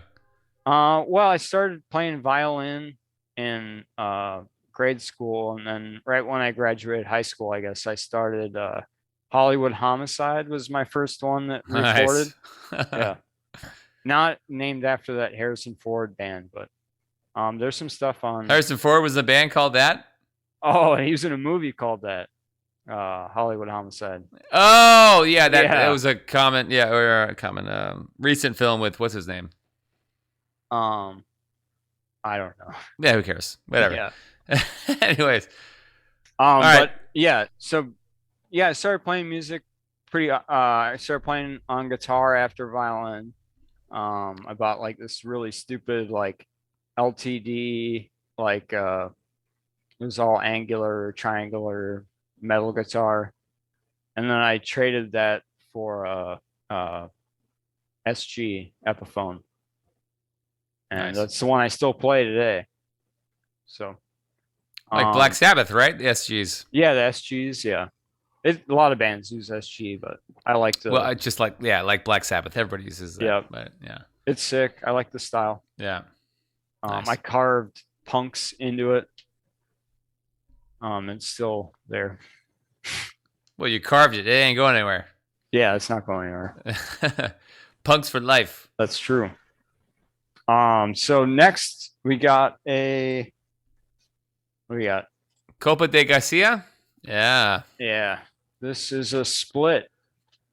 Is that an OG or is that a re-release? This is an OG. This isn't that old. I mean, this is like a year old, I think. But really? Yeah. I thought they were later, but no, I don't think so. No. I believe you. They just put out a LP that I haven't gotten yet, and that hasn't come to the store yet either. But this, even though it's Pleasure, are they from Canada? I can't remember. No, from Madrid. Madrid is yeah. Copa De Garcia from Canada. I'm screwing up now. Let's see. We're talking about the artist, right? Yep.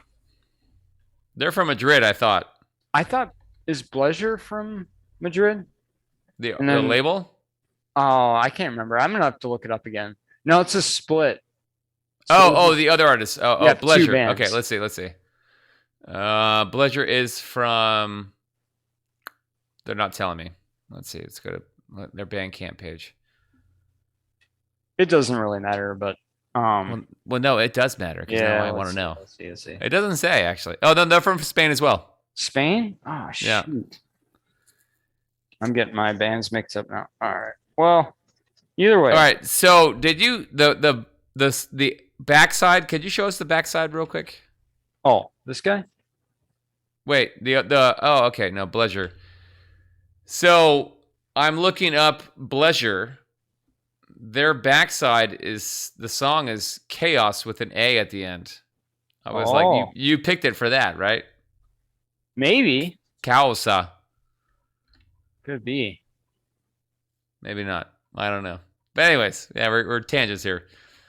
Anyway, I don't know. I thought this band, the Copa De Garcia band, has an insane sound.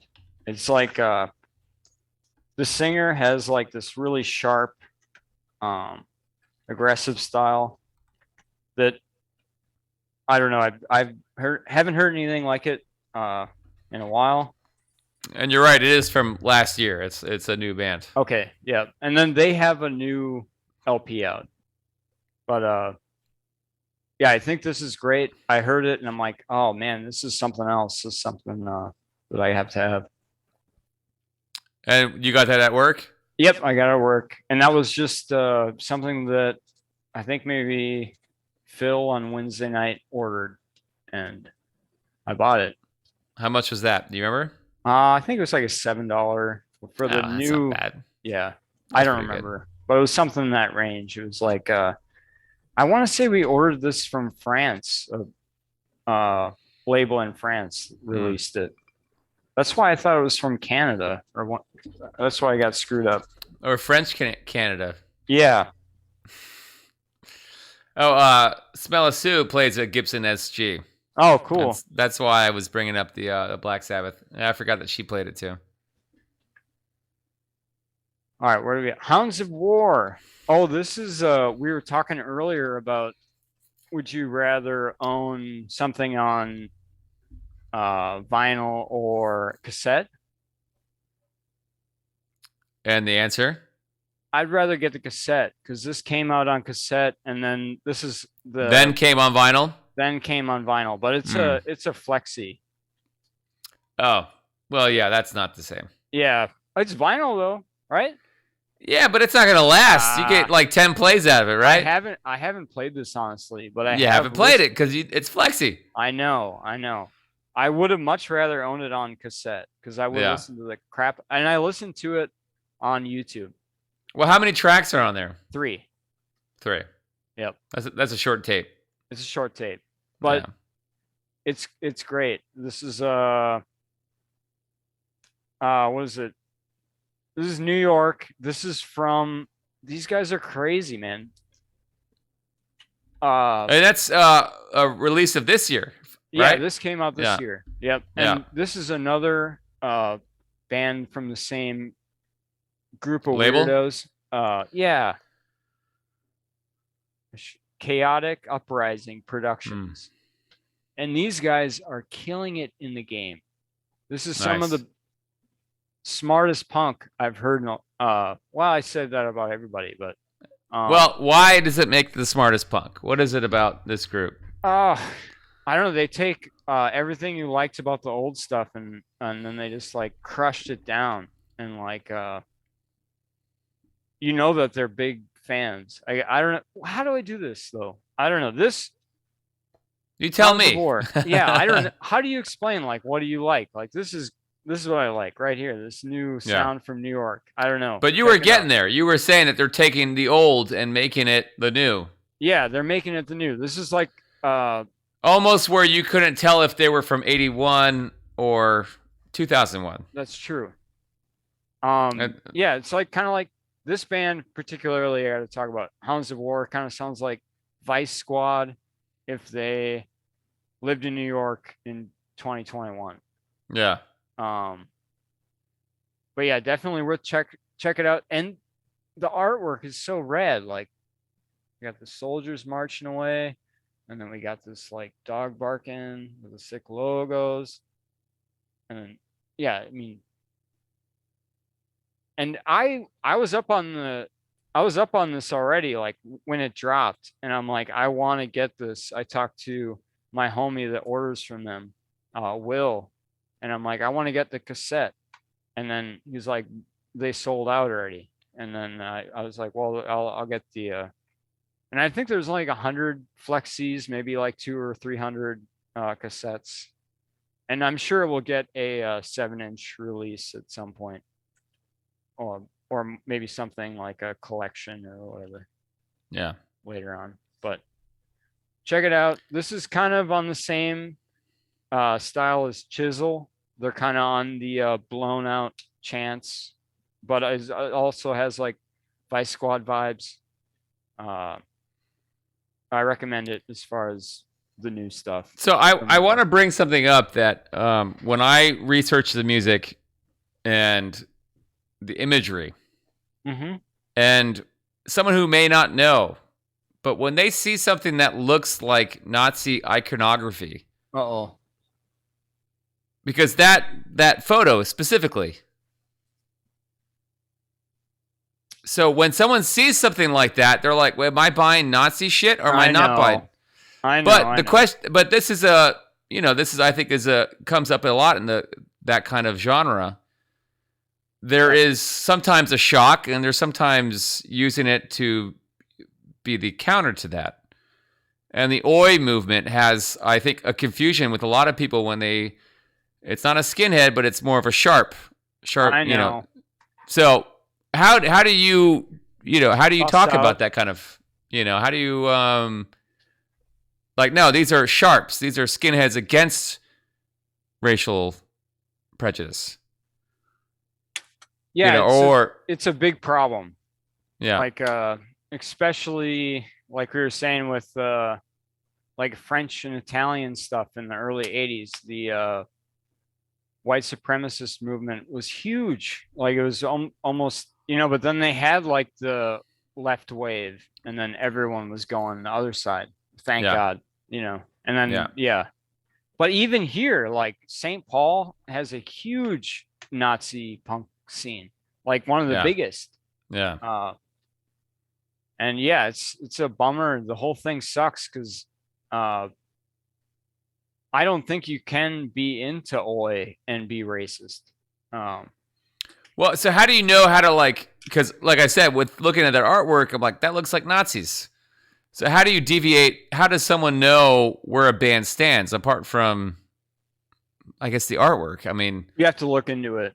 You have to look into it, yeah. And which is what I did because, I was kind of like, all right, oh, no, they're good. Yeah. And I have like fucked up before, because then you figure out later that like this band that wasn't that way had like a member that was, and then you have to throw out their whole thing, Yeah. Which is what I want to do. Like, I don't want to listen to some fucking idiots bullshit. Like, goes back to what we were talking about before too. But, well, there's people that think Reagan Youth is pro-Nazi, which is like, well, you're not really listening, And so, but it's hard to tell because all the Nazi iconography is there, and you're like, oh, they must be this or that. Yeah. No, it's tough, man. It's like this in like Oi and black metal a lot. Yeah. Which sucks because I love Oi. I'm not a big fan of black metal, but I just like punk, like slowed down, like anthematic punk, and that is Oi. And then you got a lot of shitty boneheads that fuck everything up. There can't be a good thing where like they don't fucking take it and make it into some bullshit. Yeah. Somebody's got to fucking ruin the party. Yeah. Being a fucking asshole. I didn't know if you were gonna bring that up, but I know. Well, because earlier we you showed the back cover that had the arrows pointing down. You're like, this is anti-fascist. Like, yep, 100%. And I do, like, when I put something out, I usually just tip my hat to like the fact that I'm an anti-fash. Yeah, 100%. Yeah, because you might as well, because it's like if you're looking at something for the first time, you're like, oh, okay, they believe what I believe, or at least they're not on the other end where it's like fuck everybody and you're gonna have a terrible life or whatever. I guess, man. How do you just like have that belief system and you're fucking angry. I'm fucked up. Moronic. It's fucking so stupid. It's dumb. It's bullshit. And fuck Nazis. Let's just say it right now. Well, it doesn't even plain and simple. But yeah. I mean, I put this thing on my fucking shit.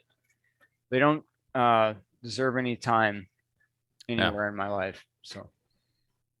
But the time that we deserve, well, what I'm trying to say is, we deserve the time to say fuck them. Yeah, fuck it. Yeah.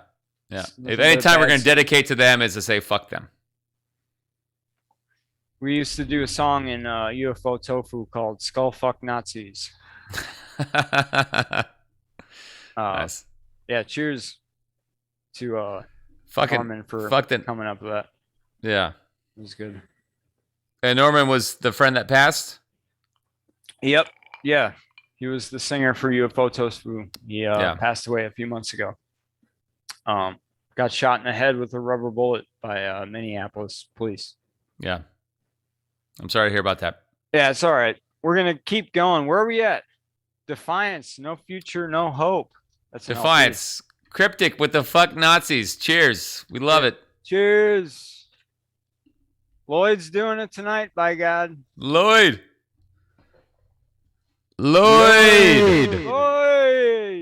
All right, here we go. There's not much to show here, but Defiance. Oh, a straight punk cover. No future, no hope. Yeah, black. Yep. Out of Portland. This is one of the earlier concerts I went to, and I was blown away. When I went home after seeing him live, I used to listen to I had it on CD, but now I have it on vinyl. But I used to imagine I was every member of the band when I listened to the songs. Awesome. And I'd switch. I'd like be the bass player, and I'd be the drummer, and then I'd be the guitar player, and I'd be the singer. But yeah, two vocals, angry street punk. Fuck yeah. Yeah, no future, no hope. Fuck This City is another great track. After you listen to No Future, No Hope, check it out. No future, no hope. Fuck the city. Yeah, fuck this city. No future, no hope. One story I do have about that show is I'm like, I was blown away, and it was at the end of their show set or whatever, and I was like, oh man, I want to talk to these dudes, But then at the end, he's like, all right, come and talk to us after the show if you have drugs, but if you don't, fuck off. I don't know. Did you have drugs or no? No. I was young. Oh. Yeah. You're like, hey, I don't. So can we hang still? No. Yeah, it was a good show though. It was cool. Yeah, nice. But yeah, check it out. They're cool. Portland, early Portland. 96. Mm-hmm. Royal Hounds. Dude. Dude. You like this song? I did. Oh, the whole fucking playlist is great. And if you want to listen to his playlist, scumbo.com/VinylView. The playlist is right there. You can hear all the tracks that he picked. Dude, everything on this set was fucking sick. Dude, I have a feeling that this is going to be worth a lot of money because they changed their name to the New York Hounds because apparently the Royal Hounds was copywritten. Okay. So, and I imported this and this was a recommendation by Norman. So yeah, he's like, he went to a fest, like some fest in I don't know, Midwest somewhere. I don't remember which one it was. And these guys played, and he was like, "Dude, you got to check out this new band." And this just came out, and then I imported it, or not imported. I ordered it for the store. I'm looking on Discogs right now to see what. I'm not even sure if What's the album called? God. Oh yeah, there God it Bless is. the Royal Hounds. Or It's not God even on there. Bless, yeah. Not even on there. The name of the band is The Royal Hounds, Yeah. but they changed it to. But the I mean, New York the Hounds. it's not on the marketplace. I should say. Oh, they don't have one for sale. Nope. Nope. Oh, okay. Yeah. I'll go for a pretty penny. Check it out. If anyone's watching the stream, clip that. You can get the download. Oh, get the download. I haven't used it. I never will, because I'll download it for free from SoulSeek, you know. But anyway, great That's angry, fucking great angry. graphic, dude. Yeah, it's good. Oh, I almost played a different track off here, just a dog thing, and during the bridge, he barks. Nice. It's pretty dope. Yeah, I live for this, baby. I hope they remember me. That's the song I played. But those three slap. It's good. Nice. New York.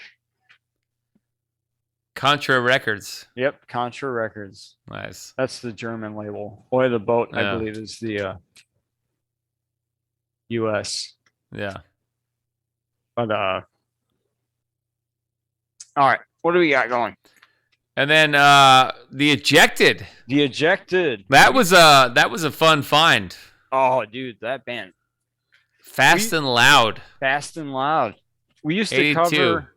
cover Fast and Loud in UFO Tofu.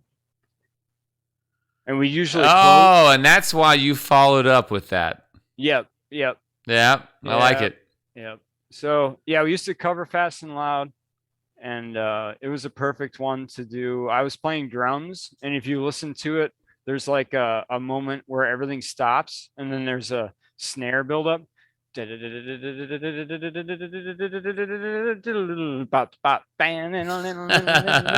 Yeah. But anyway, I used to love doing that. Fuck yeah. And everyone used to make fun of me because it's like my big moment in the show, you know. That's like when I get my comeuppance. And we close with it, you know. So Surge, sorry. Surge just subscribed for 2 months. Thank you, sir. I appreciate it. Long time and no see him. Welcome into the Vinyl View with Lloyd. Lloyd! Yo. Cheers. Lloyd created a playlist based off his vinyl collection. We're going through the actual vinyl art. If you want to listen to his playlist, go to sconebone.com/vinylview. That will have the entire compiled episode ready to go. That's for the radio. But yeah, so where were we at? All right, we did Ejected, Fast and Loud. Great song. I've always loved it. After that, we have UFO Tofu's Warzone. And this is a song that we wrote and recorded probably a month before the lockdown. We were recording an EP, and we were actually, I recorded it. And we were going to go into a studio and record something that was going to be on a 7-inch, and it was going to be 3 songs. And yeah, Warzone ends up being super gnarly. Warzone in my mind was the chorus, and it was mainly about being homeless. I mean, it's not necessarily about police brutality, but I think it kind of, after what happened, transferred over into that, in my mind at least. And I put a clip of Norman and I would record phone conversations for the podcast I was doing at that time. And at one point he opened up with be careful out there because rubber bullets kill and maim. And then that was days before he was hit in the head. Oh, fuck. Yeah. Man. And it was crazy. Premonition. Yeah, I think so. Yeah. Yeah. God. Yeah. Shit, man. It was wild. Yeah. But anyway, he that happened to him, and there's no proof that he died from that, but I knew him years and years before, and after that he was never the same. Oh, Phil. Yeah. No, it's all right. I'm just getting into the crux of the Norman story. We were in a deep conversation there. Yeah. Well, there's no proof of that, but he got hit in the fucking head with a rubber bullet. Yeah. Oh, yeah. And I mean, what else is there? Yeah, I talked to him on the day that he was shot in the head. Yeah. And I was like, and it was crazy because we were obviously in lockdown. Like there was rioting everywhere. Like it was just crazy. Everything was on fire. And I think that was the day that Extreme Noise got broken into. I can't remember. It might have been a day apart or not. Like the precinct burned, and then I think that Extreme Noise got broken into. But I mean, there's so much that got just devastated, which is justified, for what happened. Not saying that, Yeah, for sure. And not saying I'm a victim from, the things that happened, But it's what happened, and and a lot of way we lost and they won, because the police are still doing the same old shit, Well, let me ask you, because being very removed from Minneapolis, and I've read that they've changed the policing structure in Minneapolis, but is that not the case, or is that the case? I mean, they can say whatever they want, Yeah. It's not true. Yeah. But either way, so back to the band that I had with Norman. We recorded this song, Warzone, and it was about living on the streets. Yeah. And in that area, in the West Bank and Southeast area where all that shit went down, where just like victims of terrible, they like build these structures where the homeless are just like locked out, Yeah. And we don't have a solution. We don't have like anywhere they can go, but the places we can go, we like put spikes, Yeah. It's a huge fucking problem. No, it's even in Petaluma, there's an encampment that the people of this town want to clear out, and I'm like, why? Yeah, leave them be. I mean, where are they going to go if you take them out of there? I don't have any answers in this current system. Either. We don't. I mean, I guess I just try to, do the best I can. Yeah. And just try to take care of as many people I can too, like giving them jobs and, are trying, I don't know. It's tough. It's hard. Yeah. Yeah. But anyway, Warzone, it's a pretty heavy track when you think about what happened after it was conceived, and the recording could be better. It sucks. It was a one mic. No, it was good. It was good. Yeah. It was good. So one mic on the drums. Yeah. Well, it's funny because I was trying to UFO Tofu. In Italy, they say UFO as UFO. So I didn't know if it was UFO Tofu. No, it's so UFO that's Tofu. That's how I said it on the radio broadcast. I was like, it could be UFO Tufo, or it could be UFO Tofu. I think it was a Japanese band but anyway, it's Norman. He was obsessed with palindromes. Yeah. And he had right. On his forehead he had Punk Forever Punk.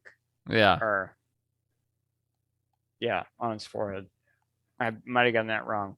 But anyway, yeah, he had a big cross tattooed on his face too. Nice. Maybe we'll pull up some pictures of him after this. But yeah, if you got him, send them my way. Yeah, for sure. Yeah. So what happened to his vinyl collection? Oh yeah, that was all me too. You have it? No. So Alicia and Norman, they're a couple married. Yeah. And they sang lead together in UFO Tofu. And anyway, she is originally from California and she moved back. And so his record collection, I bought the boxes and gave them to Alicia, and she packed it up and moved it to her sister's house. So they're all over there. They're still in Minnesota, but he's got he's been a lifer. He was in his mid-50s. Here's my proposal, which is another guy that I work with. He's in the kitchen. His friend, who was a rock and roll punk rock DJ, had passed, and he had all these records, and he's like, you know what? I'm gonna give them to you. And I was like, okay, well, here's what I'm gonna do with those records. We're gonna do a VinylView episode based on those records. And so him and this dude we're gonna come on here and do exactly what we're doing now. So if you have access to them, that would be kind of a cool, like an homage to your friend, like what he collected, No, honestly, what I would like to do is convert that into cash for Alicia. Yeah, totally. But the thing is, but that's something we could do. Yeah. We could have an episode about it. Playing the tracks, having the tracks, and building kind of buzz about it, and that money for sure, 100%. No, like it's kind of big. Like he was actually kind of famous. Like I don't mean to. He was very well known and well loved. By. I mean, I don't mean to. Like, even though we were friends in the last 10 years of his life, he's got homies going deep. He lived next door to me also in the last few years, and I moved his record collection as well to his last place, and he's got an insane. He was in the same shit I was. Oi, street punk. He didn't like D-Beat. He didn't like I like D-Beat. He was way into heavy metal and hair metal. Yeah. So he's got some deep cuts, and he's got a lot, But and Alicia told me, she's like, "Do you want any of these records?" And I'm like, "No. Like, you need these. Like, you're, his partner.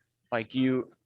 And I haven't even asked her if she wants to start the process of selling, because I know she listens. We should do a donation drive. We should do something. Yeah, totally. With those records. Yeah. A playlist built off of them and auction them.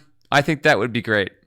I don't want any of it. I'm just saying, laptop, I think.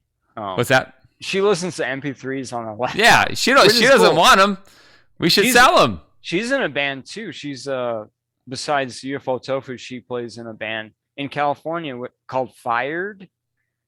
Where in California? Where's she at? I think LA. No, okay. No. Southern California. Yeah, Southern. Yeah. Sorry. Well, whatever. I mean, what I'm saying is we could do something of, he has these records. Let's play them and make them a donation drive. I don't know. I've been having a little drink, a little whiskey here, but no, you're right. Let's do everything with these records. Let's do something with them. My friend who killed himself, he had a massive fucking record collection, and what we did was we bought those records, and that money was donated to his nieces. It was like, how do we, because I don't want it, but how do we put that to someone else that needs it? That's true. So that's something. You're so right, but I haven't even really begun to process it too because Yeah, sure. we Yeah. worked together. We Yeah. played in a band together. A lot changed after Yeah. he bounced, and all I want is like, I don't want any. I just want what's best, and I want them to figure it out.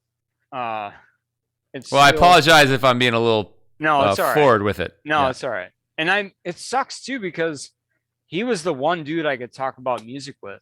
Yeah. Uh, That was because my he- friend who killed himself. It was the same Yeah. thing. It was like my go-to person to talk about music all the time. And it's like, well, now what? You know? Yeah, it sucks. It's terrible. yeah, Yeah. it sucks. I mean, Yeah. he's heard all my records. Yeah.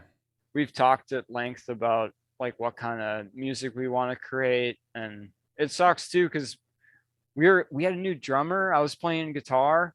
It was gonna be fire as fuck. We were gonna really Yeah. get it going on. I was doing some singing backups, and yeah, it just didn't work out. Old boy Yeah. bounced. But it's all right. I feel positively about things. I don't know. Yeah. Yeah. Shit. Fuck. Yeah. All right, Fuck. So we're doing it. Cheers. Cheers. All right. So, and then you were saying earlier about how to suss out Nazis and stuff. Yeah. Evil Yeah. conduct. Yeah, evil conduct. And this is probably the most fence walky shit that I get into. And they're not racist. What did you not. call it? Fence walking. It's Oh, when fence you walking. Dog Yeah. whistle. Got it. Sure. Yeah. Yeah. So anyway, this is the most like straight up skinhead type stuff I like, but I wouldn't have played it, but me and Norman were such big fans of this band. And they don't do anything crazy. They don't cover any stupid bands or have anything stupid Yeah. or have any problems, but they do the whole thing that I hate, that's like, the full on. You know Which what I'm is talking what? about? Just Well, the tell me. full on skinhead vibe. Yeah. It's like, why But are would- they sharps They're or are they not. skinheads? Oh, they're just like old skin dudes. It's just Yeah. like dumb old skinhead bullshit. Yeah. But anyway, I like it. I mean, Walking the it's- fence. Yeah, it's not sketchy, Yeah. and it sucks that we didn't have this conversation after this, but I suppose it was bound to happen. Yeah. Anyway, time is running out. It's some. Well, it was sad- gonna happen. It was gonna happen. It was gonna happen. Yeah. Yeah. Um. I was in a record shop the other week and they had Screwdriver and they labeled it pre-fascist and I was like, you shouldn't even sell it. No. Yeah, it's like, what are you doing? Yeah, the first album was not Nazis, but what do they become? But yeah. But Yeah. probably part of the problem, right? These bands that were like towing the fucking line. I don't listen to that shit. Yeah. And the only reason why is because I even bring it up is because they broke up a while ago, and the guitar player called out the singer for being sketchy, and Yeah. he was like, no, everything, I'm not, and there was a whole big thing, and then they ended up getting a new bass player. So I don't know Mm. what happened. Mm. And he didn't say that he was a Nazi or anything, or like racist or anything stupid. But like when a band has got the Hammers, you know what I mean? Yeah. And then they've got shaved heads and they've got the Yeah. whole- You're like, I'm vibe. questioning Yeah. what the imagery here. But anyway, don't let that take away from the song Time is Running Out. Time is because Running it's, one that me and Norman would bond over often. Yeah. And I own a lot of their material. And Yeah. I'm not there's no other shit like that after this. But I suppose after the whole Norman thing, where were we gonna go? Platoon, Ain't So Bad. Now, was Norman in that band as well? What's that? No. No. This is, No. yeah. Yeah. That was after. This is me and B-Rad. Oh. Bomb Raid. Yep, Bomb Raid. Bomb Raid. This is our COVID project. Mm. And yeah, everything shut down. And we started Platoon. We watched Platoon. Yeah, so that track has that quote. It ain't so bad dying. You know. Yeah. So And I every played track, Yeah.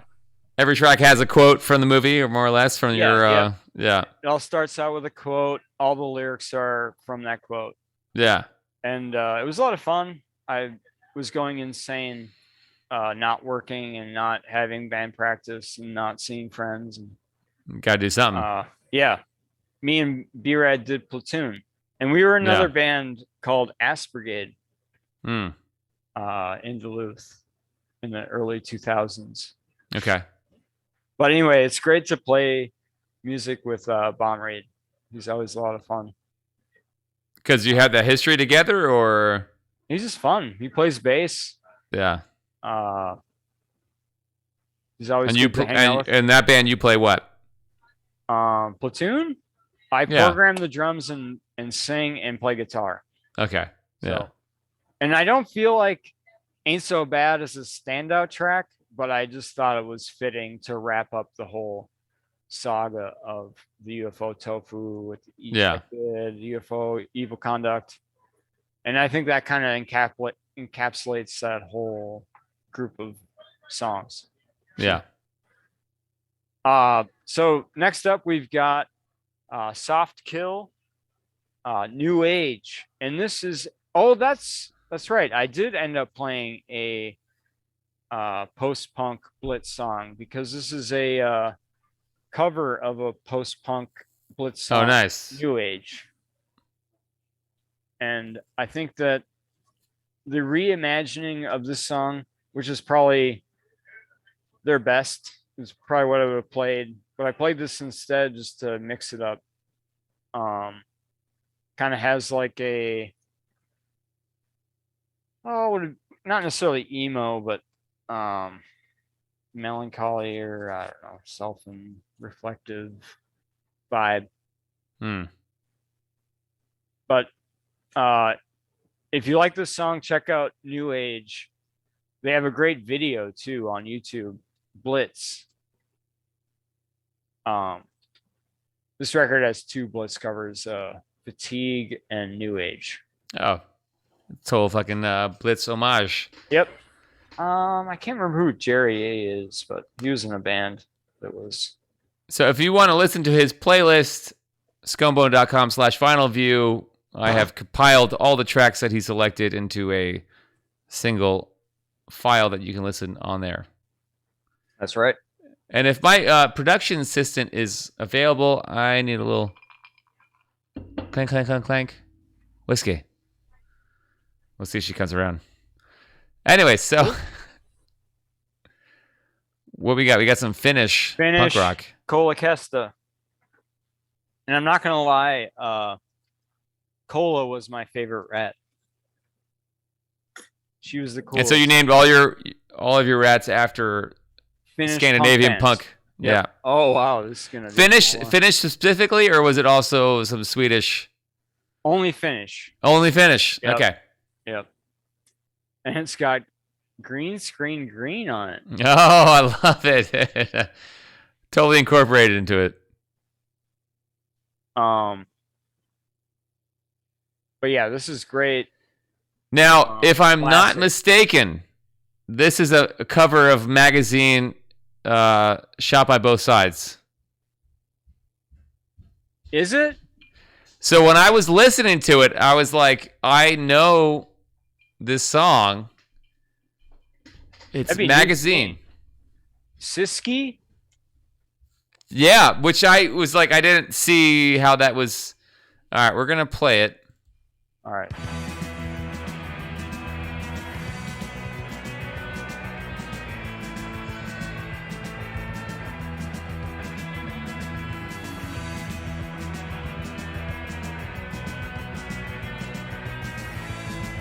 And you can hear it, right? I cannot. Oh, you but can't. it's You can't probably because on- you're on the Zoom. Yep. I hear it.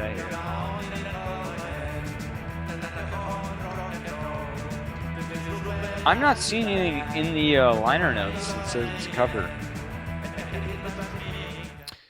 Right? But well, let's keep it going. I didn't see that either, and I looked it up. I might have to listen to the song you're thinking of.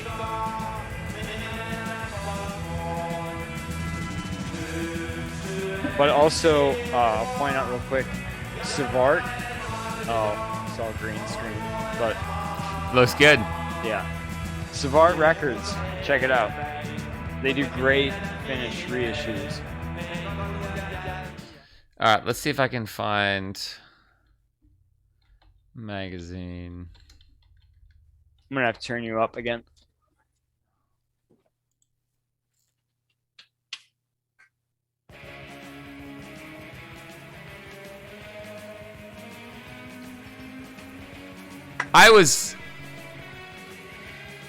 Wait, let me turn up a little bit for everyone else. It's the same song. It's... Sorry, I thought it was an original. No, that's fine, but I was listening to the playlist. I was like, wait, I know this fucking song, but everything's in fucking Swedish. That was a little fun discovery, I guess. Finnish, though. Or Finnish, yeah, Swedish. Scandinavian, fuck them. Yeah, Finnish, 79. Because I think that song came out the year or two before. It's interesting to see, there's a huge garage rock scene in Scandinavia in the late 60s. So I think it was just very natural for the punk rock stuff in the UK to go over there and like, yeah, cool, now this is the sound, to pick that up. Hell yeah. Yeah. And then you got some French punk going on. This is new. Of this year. Yep. Yeah. And if you like this, check out the LP they did a few years before, because I feel like Zone Infinity, but Infini are, I don't know, French language is weird, so it'd probably be like they never pronounced the last Well, when I was doing the track IDing, it sounded like Spanish. I'm like, yeah, you get it, it's French. Parte des hombres. This has got a great like in between oi and post punk vibe. So it's kind of like, I don't know. I dig it. Yeah. I bought this one. And that was from the shop? Yep, this is from the shop. Yep. How much? I don't remember, like $6 or okay, not bad. Not bad for maybe. Yeah. But yeah, this some, is a French import. New arrival. But I just bought it because I liked all the other stuff, and I think this is worth checking out. It's dope. It's got a good vibe. And then you followed up with the Death Ridge Boys. Death Ridge Boys. You want to talk about some anti-fascist progressive Portland? There we punks. go. There we go. These are my homies. Yeah. Shoot, this is gonna be another factoid I can't snatch out of my brain, but what's that? Oh, they're in a big 90s like crust punk band.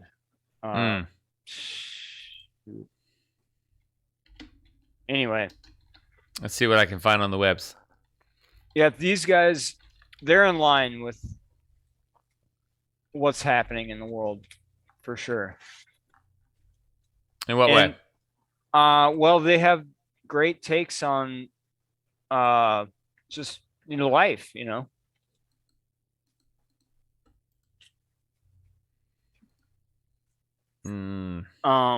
Yeah. So I'm looking up the drummer who was in Banished, Arteries, Pressing On, Protest Stagnation. I'm trying to find if that was one of the groups you were talking about. It's like a big one. And I want to say it was a guitar player singer. But Bombs Away, Cop Out. Bombs Away I've heard of. But not the one. No, that's not it either. Call the Police. Yeah, Criminal that's a good one. That's not it though. That's not it. Criminal Damage. Death Yeah, Threat. that's good. Death Raid. Yeah. Threat. Death Raid. Well, it's Death and Threat combined together. Oh, okay. So I don't know if that's Death Threat or Death Rate. Well, anyway, these are some OGs from the 90s punk scene.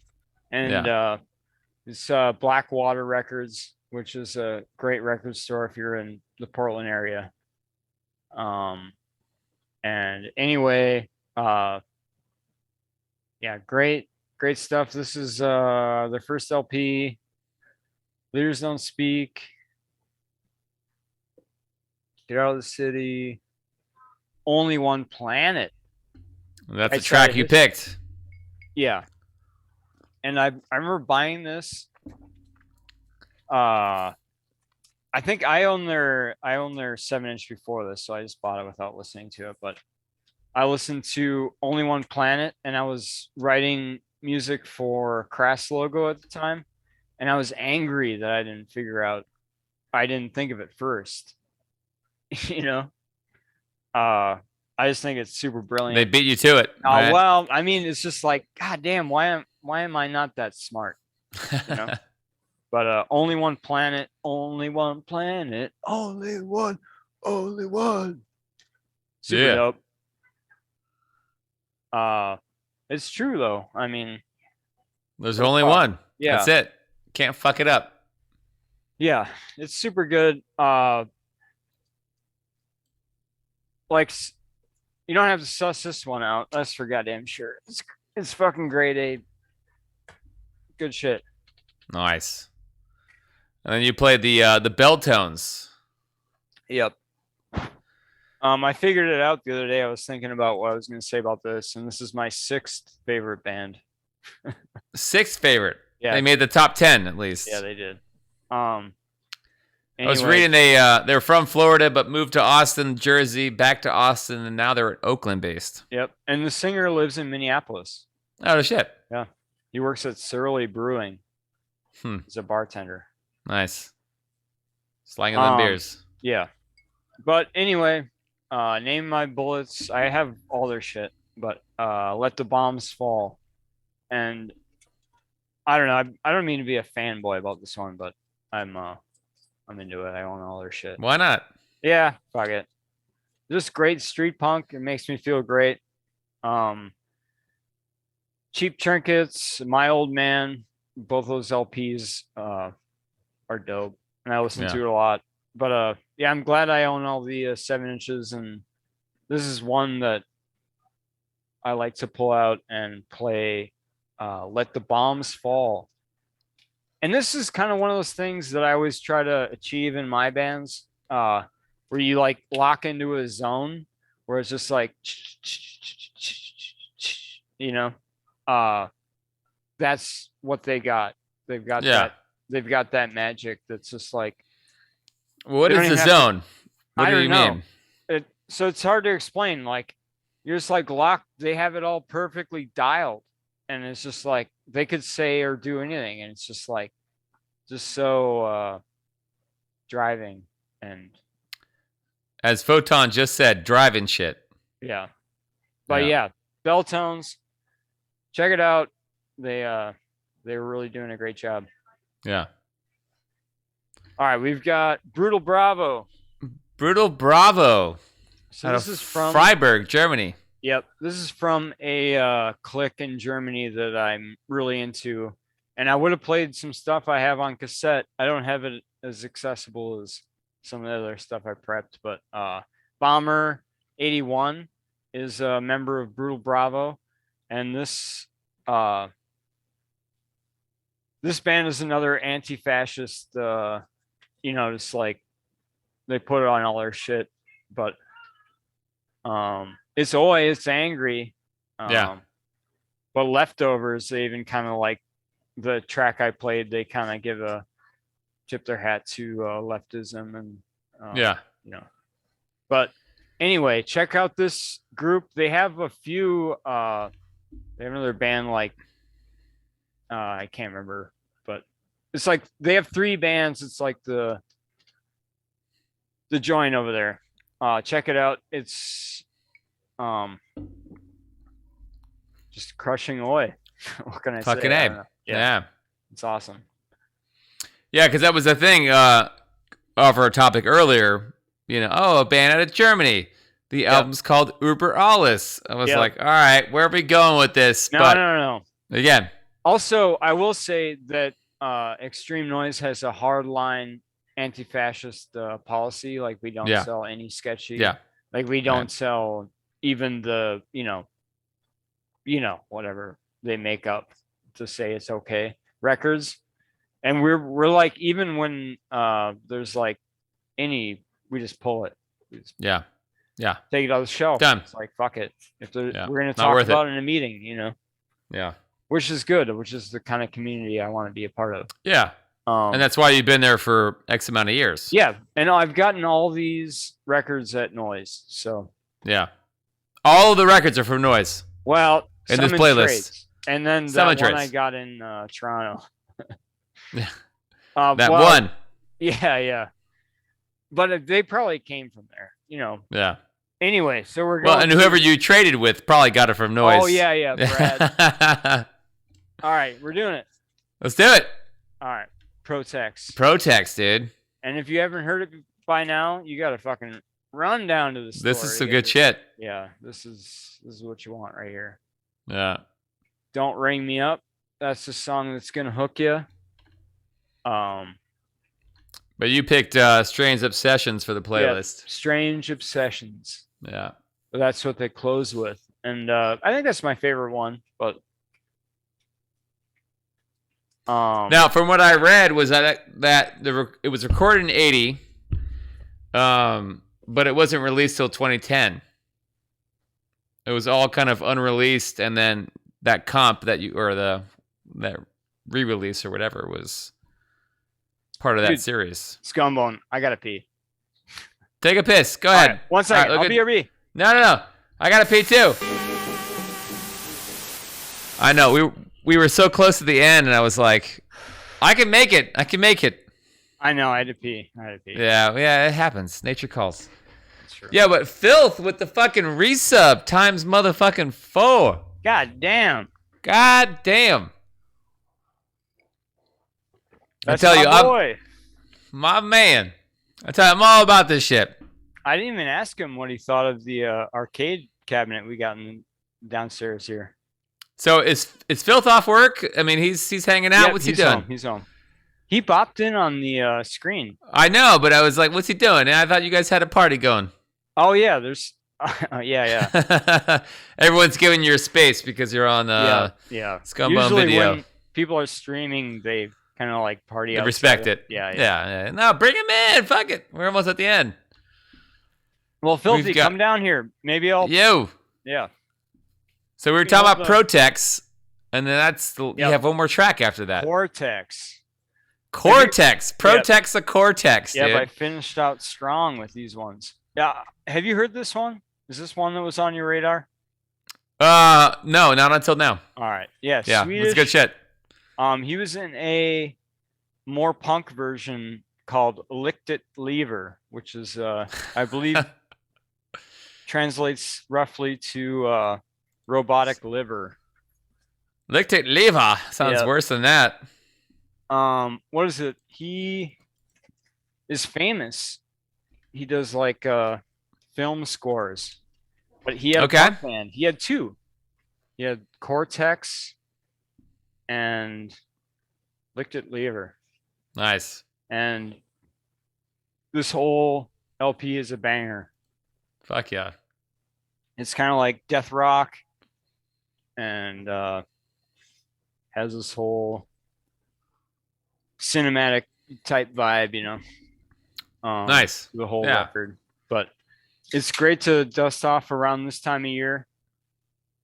Well, you started off with Wild in the Streets. You ended with Freaks. With Freaks, yep.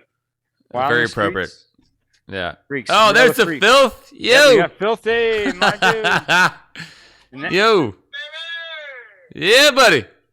That concludes Lloyd's. The Lloyd Show playlist. Lloyd Show. Fuck yeah, dude. But yeah, dude, thanks for coming on. I appreciate it. This is fucking fun.